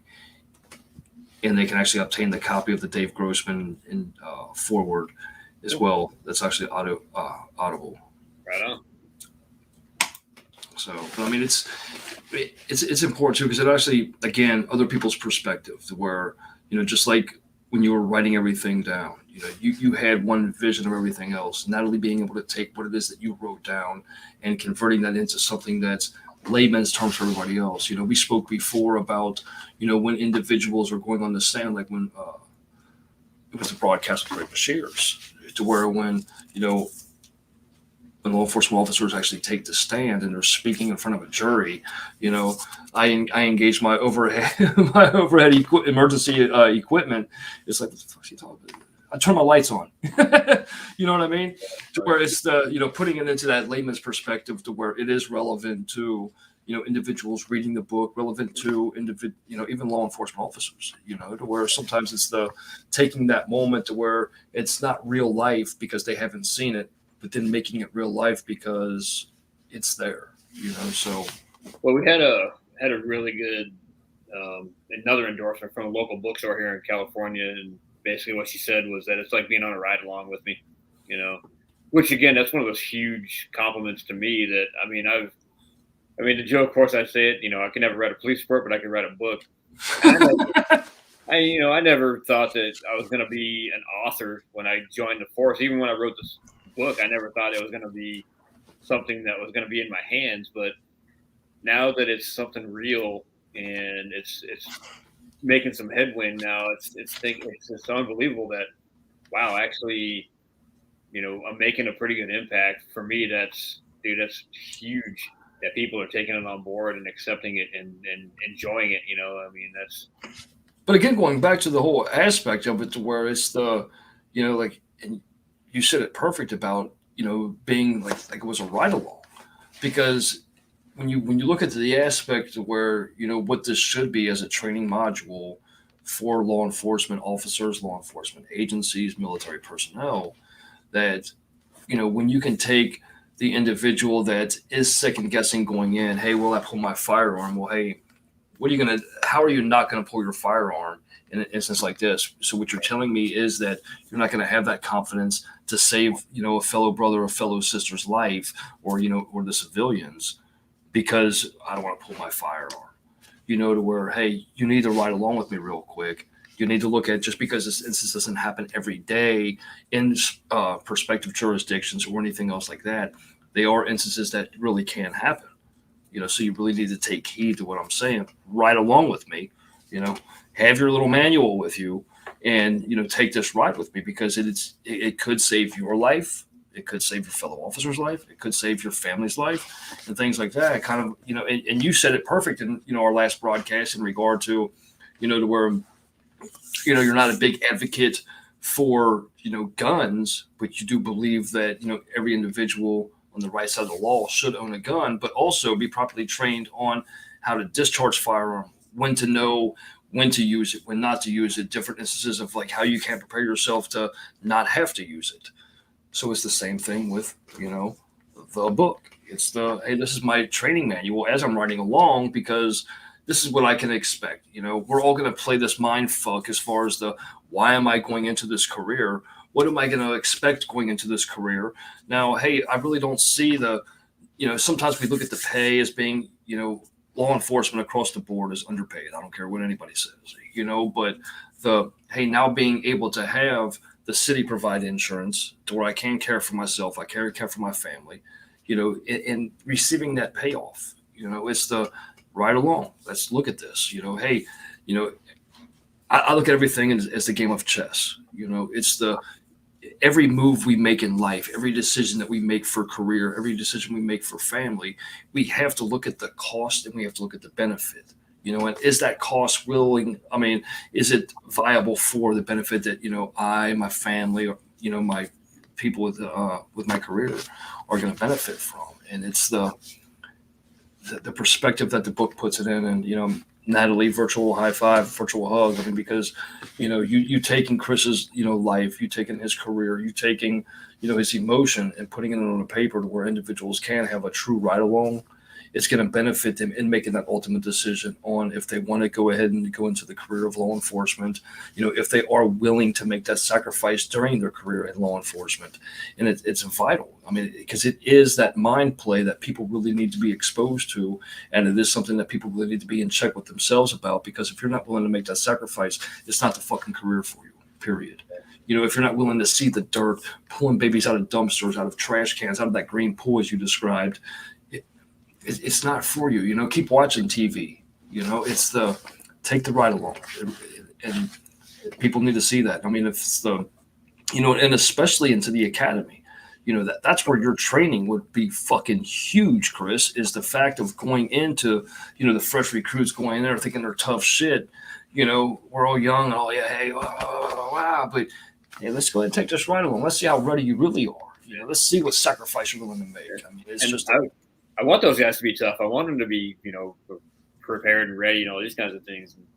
But I also, like I talked about before, I want the awareness side that, hey, be prepared for some of the bad stuff too. And I think we've kind of excluded a little bit of the rest of the world too, because, for the naysayers that don't like cops, dude, you look at the book and see what it is that we really do in real life, and the emotions. We're not freaking robots that don't have families and all these other kinds of things. It's like, hey, you know what? Just because I'm wearing a badge doesn't make me an evil person or what have you. There are plenty of things that I do that I don't want any part of, but that's my responsibility as a public official. That's what I have to do. Does that include buying tickets and all this kind of stuff? Not necessarily, but if it's going to save a life, like I was just telling Natalie a story of a good buddy of mine. He's a former canine handler, just lost one of his dogs. So I think it was more of an illness than anything else, which is still tragic. But he picked up a freaking dude riding down the street at 2:00 in the morning who literally had just gone to somebody's house and kidnapped a 2 or 3 year old kid. If that guy wasn't there, that kid guaranteed would be dead. There's no questions asked. And if the cops aren't going to be there to take off the evil of the world, who's going to do it for us? And another thing too is like, you have all these fucking naysayers that they always got, their little 2 bits to put in there, but it's That's like you could take an individual that just lives in regular suburbs or anything else like that, and then they see something on TV or they read something in a book to where look at Philadelphia or New York, those subway systems, right? The shit that goes on a simple subway ride, to where, you could see somebody choking somebody or, a guy beating his girlfriend up in broad daylight on the subway, a knife to their throat and things like that. It's oh my God, you didn't step in and do something. Are you going to step in and do something? Are you going to put the badge on and go out there and face the evils of the world or the shit nobody else wants to deal with? And it goes in with the same thing with, you see so many Americans crying about the Mexicans are coming over here stealing our fucking jobs. Well, they're doing shit that nobody else is wanting to do. I mean, it's fucking, are you going to get out there and do it? No, you're not. Because if you were going to get out there and go do it, you'd be out there fucking doing it right now and there wouldn't be a job for them to fill.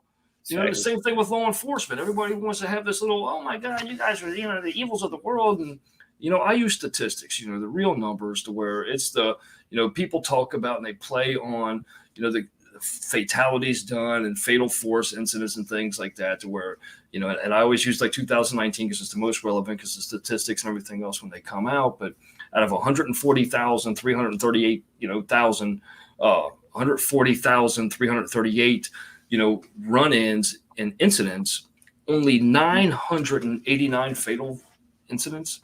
Right. That's fucking minuscule.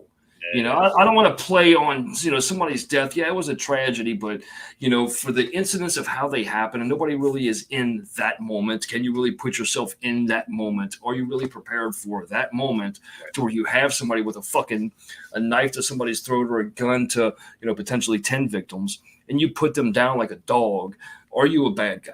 No. But what's going to happen? The media is going to print it out to where, it's oh my God, I can't believe he just killed this guy. It's like, well, what happened? Was he complying? It's just, there's so many factors that go in there to where when you deal with critical incidents, those split-second decisions to where that split second on the wrong side, you just cost people their lives to where that split-second decision to say, hey, you know what, I'll put them down like a dog and I'll face the consequences. I'll make that sacrifice. And that is a sacrifice. The sacrifice isn't always me giving my life, but, sometimes I'm risking my career. I'm risking, putting myself out because I'm making that ultimate decision to say, hey, you know what, I'd rather put this fucking person down than watch them put 5, 10, 15 people down, so. Well, I'm in the same boat because it's one of those things where if I don't understand it, I'm not going to bitch about it. I mean, if I don't understand why, like in our particular case with our scene, fire shows up and they're just like, okay, real casual. And I didn't understand why, so I asked them. I'm like, why you guys show up to an officer shot in the head and you seem like you don't give a shit, And it wasn't because of that. They gave me whatever their reason was. But, they have – I think the answer the guy gave me was, look, we've got to kind of calm ourselves down because if we show up all assed up, we're not going to be able to do the job we need to do. And looking at it from the inside – these guys are just kind of like real kind of moving slow and casual. Where for them, they're keeping their heart rate down. They're not getting excited. They don't want to get everybody else excited because it's like like helicopter pilots on the force. Those guys are trained to be calm all the time because what happens? Cops get on the radio, they're screaming and look at the guy. And then the helicopter guys get on there. Okay, he's blowing through the intersection. And that calms everybody else down. And that's kind of why they do that. Instead of getting pissed off about all the shit that we're doing wrong, take a step aside and have an understanding of why we're doing what we're doing. And, doesn't make any difference. Every single thing boils down to one simple thing. If you just do what you're told, first of all, if you don't break the law, pretty simple. And if you do what you're told, there's a high probability that you're probably just going to go home. Or you can fight off in court and say, this cop is full of shit. Let's look at the body camera. Okay. And that was like 0.019% of the time when we're doing something really, truly wrong. Now you got him. You got him right where you want him, right on camera, which fucking doesn't happen. I mean, in all reality, you see all these things on YouTube where the cops are doing bad stuff. That's, all that shit's fabricated. They're making up stuff. They're only editing to what looks bad. They don't talk about all the stuff that led up to or what the guy did or what he said to get himself into that position. It's only the cops retaliating. It's like, well, or they don't show you pulling over, throwing ball with a kid and the thing, or you going in checking on the local businesses and stuff like that. It's always just oh, look what I caught today and stuff like that too. And as you know, we're not in it for that. We could care less. We don't want the accolades. We don't want the attention. Are we? I mean, it's obviously not for the money, as you mentioned. And I've asked this question of myself, and I don't have an answer for you. Why are we stupid enough to run to the sound of a gunfire when we're not appreciated, we're not loved? And it's like, well, it's a calling. I mean, that's the only answer I can come up with, because we can't be that bright if we're doing that. I mean, but we don't care. And cops, historically are very intelligent people, because they're basically just common sense oriented folks, and then they can take it to the next level, whatever that is. I mean, so many guys that I know have, multiple college degrees and these kinds of things, and because we are out for a higher calling, whatever that is. For me personally, it was chasing bad guys for the longest time, and then it turned into being an advocate. And who does that for the lack of appreciation? And I say it that way, which isn't true at all, because there are a hell of a lot more people out there that have our backs than that don't, So, and I remember that on some occasion as well. So, I mean, that is true though, but it is important though, because again, that ride along aspect of it, it's the, seeing the glorification or even seeing the depreciation of that sometimes is going to be the determining factor.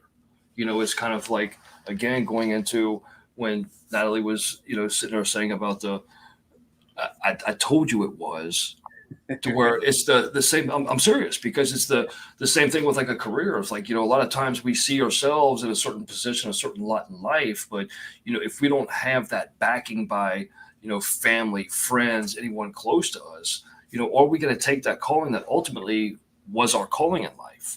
And so sometimes that glorification, that magnification of certain things, it does need to happen, but that's what pisses me off, is like how controlled the media becomes, because then that bitterness gets put out there.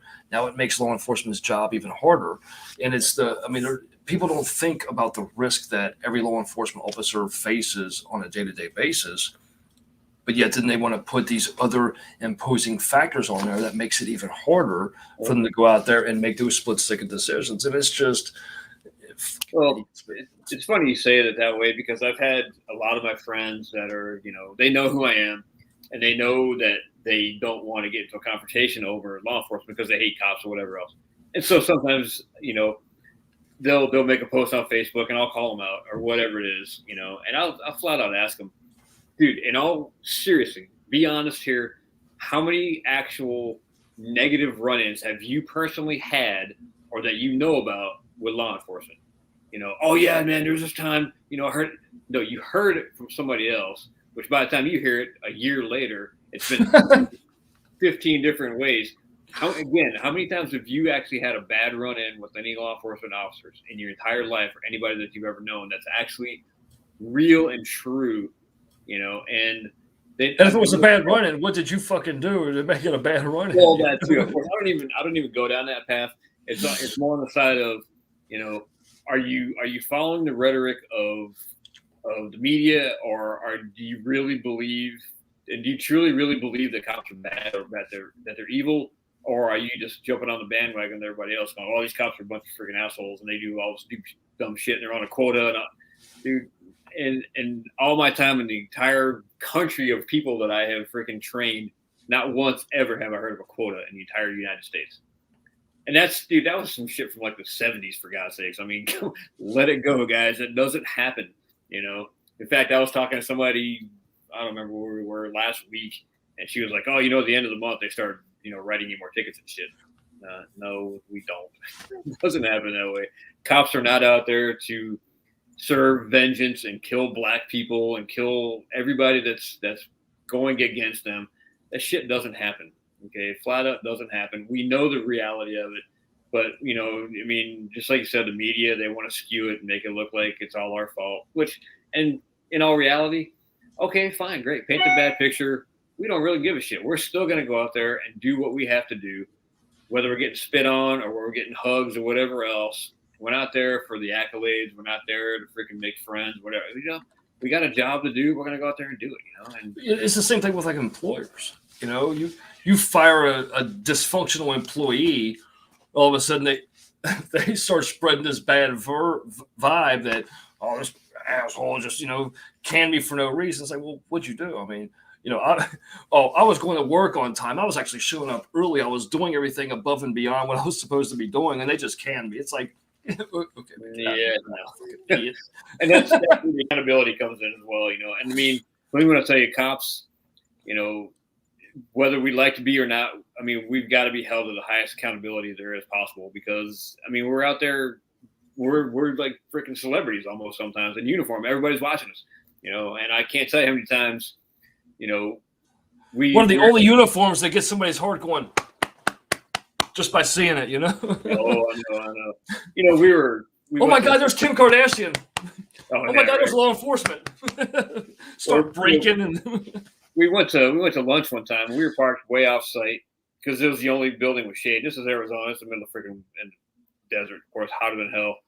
And there was an abandoned building, and we parked our patrol cars under the awning on the other side of the building where there was the only place there was shade. Now, again, the building was abandoned. We walked like 75 yards to the restaurant, but the parking spaces that we took up were all disabled parking spaces, right? And there was like 3 of them. And there were like 5 more just on the other side of the parking lot. I mean, same exact situation. We went further away than we needed to. And some guy came in freaking screaming his head off that we are parking our patrol cars in those disabled parking spaces and somebody else could be parking there. But you fucking asshole cops. Are you kidding me? This is you are trying to instill something in us that is not there, and we didn't say a word. We're like, well, what would you like us to do? You want us to go move our cars out in the sun? Is that going to make you happy? Yeah, you need to fucking do that right now. I pay your salary.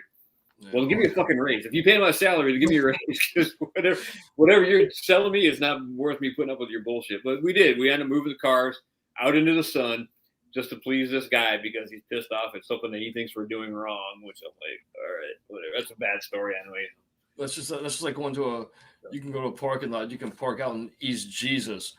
No cars around. All of a sudden, you'll come back out to your car and there's a fucking car parked right next to you. It's like, we're in the middle of nowhere. You just want to park right here. But it is. I mean, a lot of these just the ignorant minds and just simple minds. I mean, it's simple-minded. I don't care if people get offended or not. I mean, you're fucking simple-minded if, you want to cause undue hardships just because, you're bitter about certain things. Same thing with the elections. Same thing with people, passing policy. It's just because of, their distaste or I can't even talk. Their dislike about another individual, another agency, another, anything. It's just because you have this little sour taste in your mouth. You want to cause undue hardships that ultimately is going to affect everybody as a whole, including your fucking family.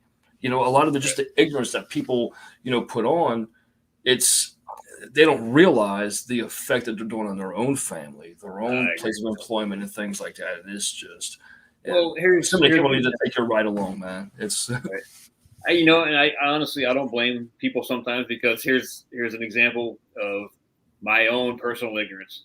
So the NFL, what? Yeah, I know, right? Hard to believe.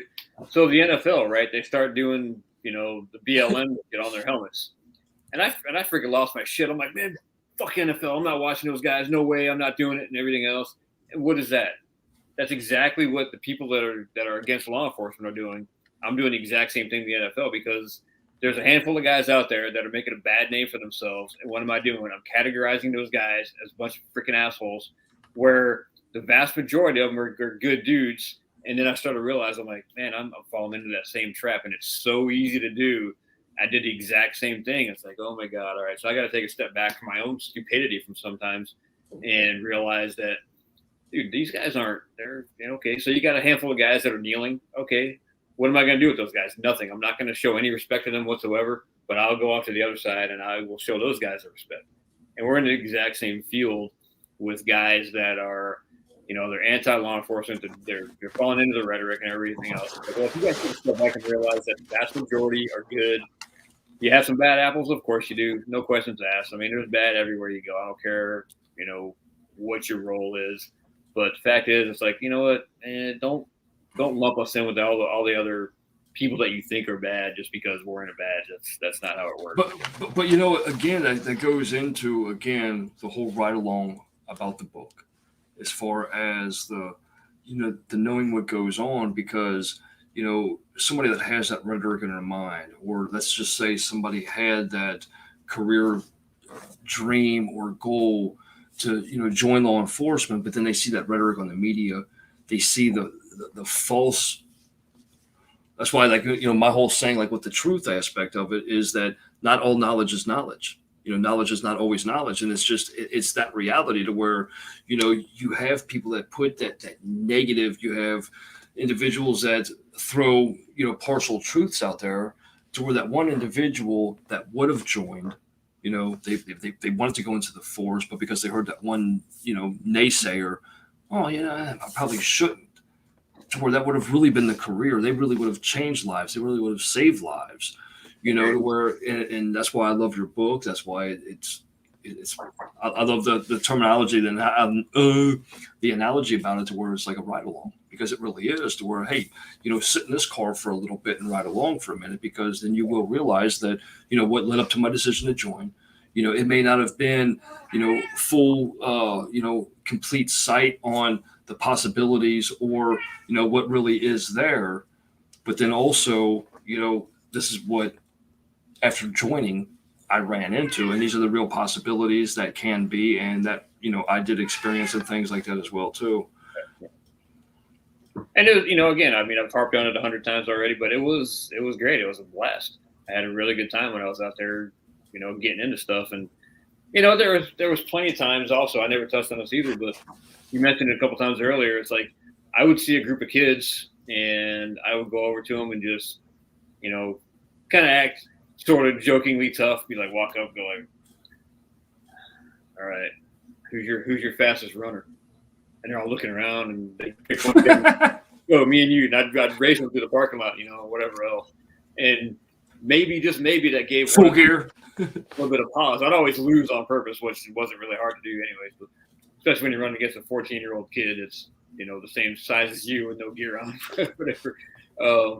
But, again, that could be one of those things where they might have some pause and might say, not all cops are bad. Maybe this guy's actually pretty cool. Maybe he's just whatever, and maybe that's going to say to them, I'm going to show some respect because this guy showed me some respect. I'm going to return the favor and then not go out and rob somebody or whatever. I mean, who knows? Well, and that's important though too. I mean, because it goes into humanizing the badge aspect of it. Oh, yeah. I mean, there's so much effort, and it's fucking disgusting. There's so much effort in dehumanizing the badge, to where, when we can actually humanize and just show that, hey, look, we're real people that are going out here, and you need to be more respectful of the aspect of it, is that I'm making the decision to sacrifice myself so that you, your family, and everybody else, the luxuries, the freedoms that you have right now are going to remain luxuries and freedoms and everything else as well too. So I agree. That's great, man. So I know I had some another whole chapter printed out, but we're going to have to save this for the next one. I was going to say, we're running off a little bit here, which is what we do. So, but I mean, again, it's the humanizing aspect of it. It really is, because I mean, it's the, we're covering the book, but we're also touching on the real person that you are and things like that, which is going to, be a great benefit as well too when it comes into the training aspect of it as well too.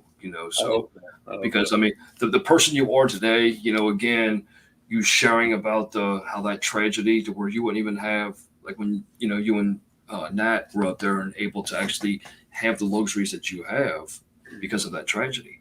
Right. It's the understanding that aspect of it, putting it into perspective, and again, the ride along that everybody's able to take now. And I encourage everybody. That's why I'll keep putting out there the different links for individuals who obtain the book. If individuals can afford the book, which it's $14.99, $19.99. You get the Audible book and things like that. I mean, reach out to me. I'll help fund it. I'll send you a copy and things like that. If somebody really wants to have that, if an agency wants to have multiple books so that they're officers and things like that, I'll allot that opportunity as well too. And we can work deals or whatever. If people want a signed copy, I can figure out a way to make that happen as well, which I've done multiple times. So that's one of the things that we'll do as well too, as far as the because I want to schedule these trainings, and we might get them get into that in the next episode to kind of go into, what your training actually entails. That way, when, agencies, officers themselves are making a decision to, uh, book, that slot for your trainings and everything else too, that they can know what to expect and, time frames is how far that training or how long that training lasts and everything else too. So, and we'll do the book signings, everything else too, to where, we just order the books and have them there. That way, hey, this is what you're going to be saying here, study your manual and things like that, to where, even essentially to where we can provide them the manuals prior to the book prior to, so that way they can kind of get the in-depth look about and be able to sit there and nod with you about, oh, hey, I remember reading that in the book, opposed to, where's that at again? So it's vital, man. And again, it's always. Yeah, I was going to say also, if you get enough feedback and you want me to do this, because we're talking about like once a week, but if you want to go further and a couple, 3-4 times a week or whatever it is, man, I'm pretty well open for the most part. I don't think I got. Yeah, I mean, just share your schedule with me, and just it's the, I know a lot of individuals. Not everybody's really been exposed to what it is that we're doing as far as the show's going. And, but as it grows, and that's why on the site, individuals that can go and watch, the previous episodes and everything else as well, too, as you and I keep referring back to, hey, the last broadcast that we had, individuals will be able to share in that. I have us now on Spotify and everything else, too, so individuals can be at work, on the way to work, and just listen to the podcast just in the audio form and everything else as well, too. And I'll keep expanding out and broadcasting out more and, running it more as advertisements and things like that. And, providing individuals with the episodes and the shows, too. So, it's one thing getting the book, but actually being able to stop and have this conversation to where, I do want to have this expanded out to where more individuals are able to comment, ask questions and things like that, too. So it goes into what you, Chris, and I were speaking about, where, how many officers, when we're going in there, how many of us bite our tongue or kind of store everything in because of, that thought about what our superiors are going to think of us or what our fellow officers are going to think of us as well, too, because we have to admit certain vulnerabilities and things like that as well, too. So, I think this is a long way. I just trained a bunch of SWAT guys, and I was told that they were actually sending text messages to their boss to have him ask me questions, because they didn't want to be that guy, which is perfectly fine. I completely understand that thought process. They don't want to look bad in front of their peers and so forth and so on. So with that, I also invite anybody, you guys all have my email now, please reach out to me directly, or you directly, and you can reach out to me, kind of sideways or however it is.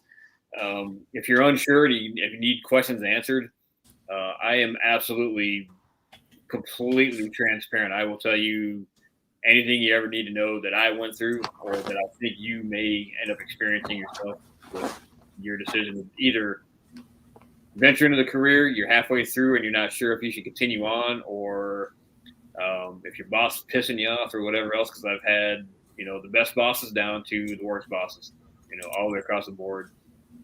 I welcome all the feedback. Like I said in the very, very beginning, I want it all. I want to have everybody survive their career and survive their life, so.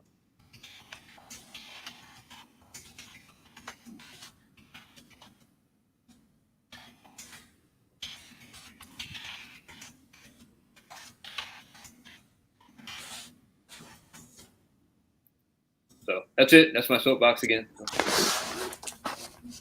It's the, I was just getting this prepared right here so that everybody knows, the name of the title of the book and everything else, your email, and I implore everybody to reach out, and, we're going to have to get together, as this progresses on too, is, because I'm going to be bringing on more, law enforcement officers that, have stepped out. They have their own different training that they go into different agencies, officers and everything else to provide services to.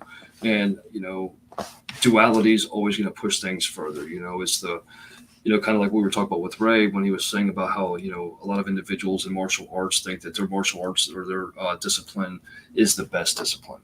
Right. Well, is it really? Hey, if we combine these two together, they're both successful. Let's go ahead and, put two things together and drive forward with that to where, it makes more sense like that. That way, because in order to be prepared, that's why, like in fucking school, that's why you have your science, your math, your social studies, and, everything else going up there, because it's the multiple disciplines that are going to prepare you for real life and everything else too. So, and it's always a blessing having you on here, and I look forward to the next episode, you and I will kind of get that set up and scheduled ahead of time too. So, I know a lot of times with like the last minute scheduling of these to where I know that kind of affects, people being able to be on here. Then Facebook having the major crash today. How often does that? I heard.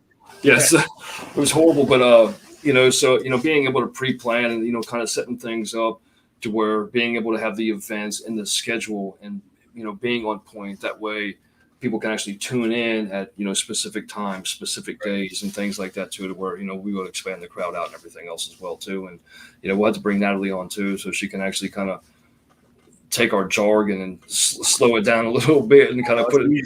She's coming, whether she likes it or not. She doesn't know that. Maybe she does. I'm not sure, but she'll be here for sure. So Perfect. Because she's truly such an integral part of the book, the success of it, and my life in general. It's unbelievable. So Awesome.